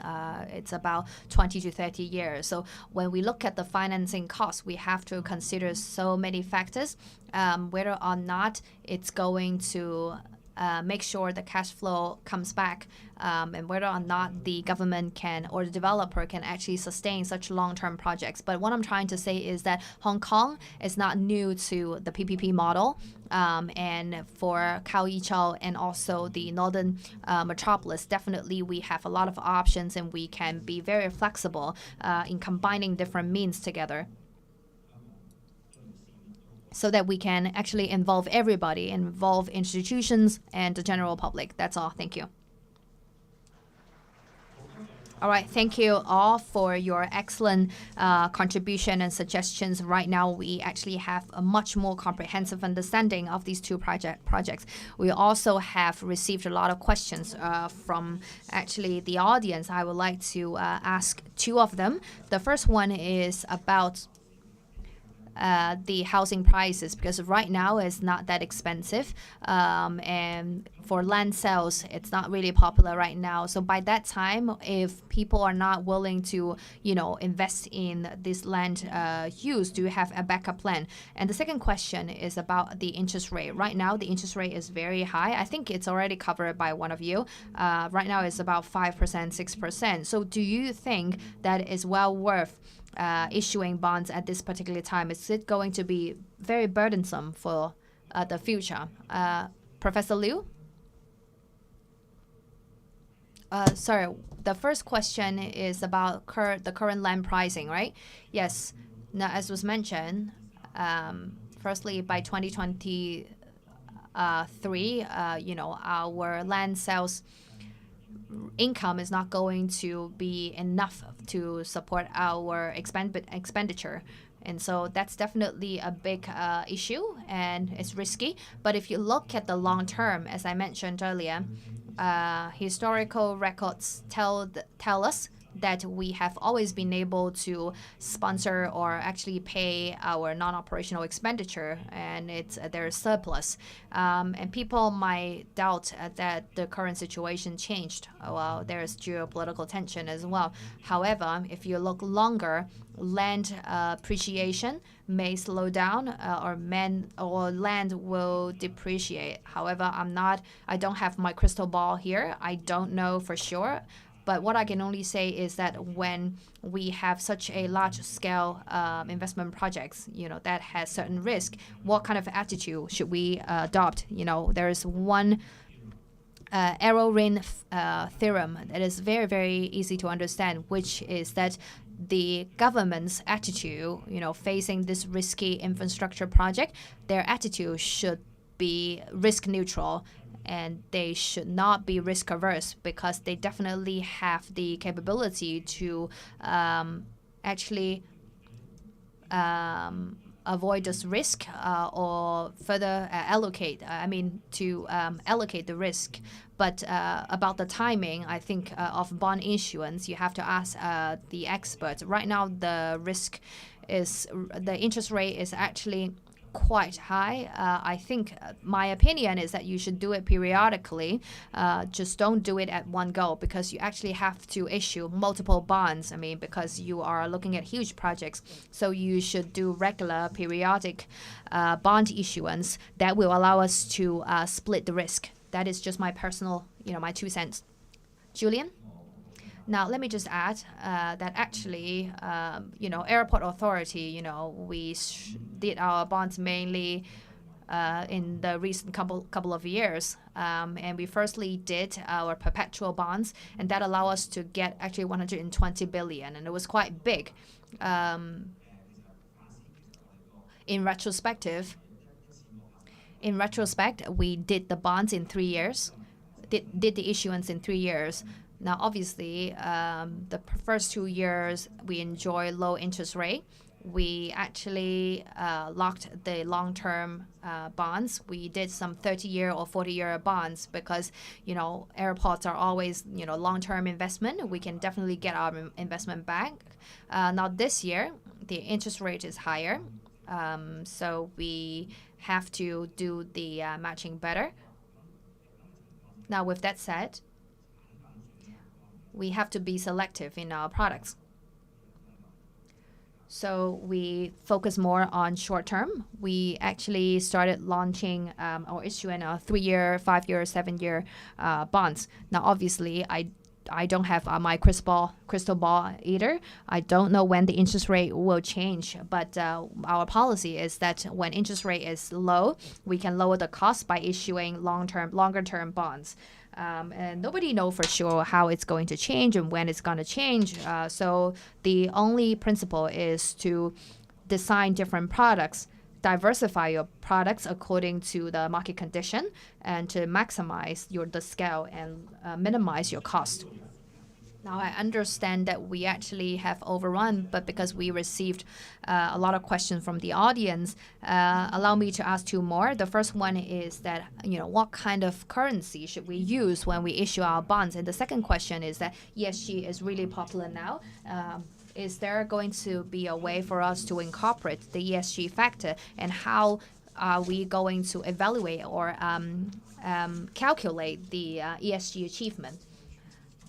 Now, in regards to the currency for bond issuance, we can actually share our current experience with you all. For example, under the green bonds, we have done euros, US dollars, RMB, Hong Kong dollars. There are several considerations. The first one is that Asia, we actually, US dollars have the highest sort of liquidity, and you can actually issue 30 years or 40 years bonds using this currency. So US dollars is the only currency that you can do with long-term bonds. Now, right now we are exploring RMB. In the beginning, it was only 5 years long, but we extended it to 10 years, using RMB, and it takes time. So when we talk about the maturity and also liquidity, these are the 2 considerations of currency involvement. Now, investors are important too. Euro allow us to get access to European investors, and Hong Kong as an Asian city, we believe that if we can tap into Asia's liquidity pool, and it's going to be very beneficial because people are familiar with Hong Kong. So these are something that we can consider. Lastly, when we issue bonds, it's not just for financing purposes, but also to develop our financial market as well. So when we look at Hong Kong dollars and RMB, obviously there's a strategic priority difference between these two currencies, and that's what we have been doing to promote these two currencies. Now, very quickly, in terms of ESG evaluation, now, according to my study, Hong Kong actually is very experienced. For example, we have issued green bonds by the government. Right now, it's about 200 billion, and we have put in about 100 billion Hong Kong dollars. And I have reviewed the ESG project, the green projects, and I believe that a lot of them, when they are well designed, they actually fulfill the green bonds requirements. So for example, for our artificial islands, for the sewage handling and also water handling, I think, and also the green belt construction, I think we are experienced in how to achieve the ESG outcome. All right, great. Thank you so much for all of your contribution. Lastly, let's put our hands together and thank you all for your contribution. Thank you. Thank you all. Now, the floor is yours. And thank you, Mr. Chau. Thank you all. Now, I believe that after today's forum, we all gain more understanding about land creation. And these two projects are actually going to be very beneficial for the next generations of Hong Kong. And for land creation, actually can help Hong Kong become more competitive as well. And it can really maximize our growth potential and be part of, the country's development. It can also solidify our leading position as an international hub. Now, we are approaching the end of today's forum. On behalf of the organizer, we would like to thank you everyone, for your participation, and thank you for staying until the end, and thank you all for joining today's meeting, online and offline. See you next time.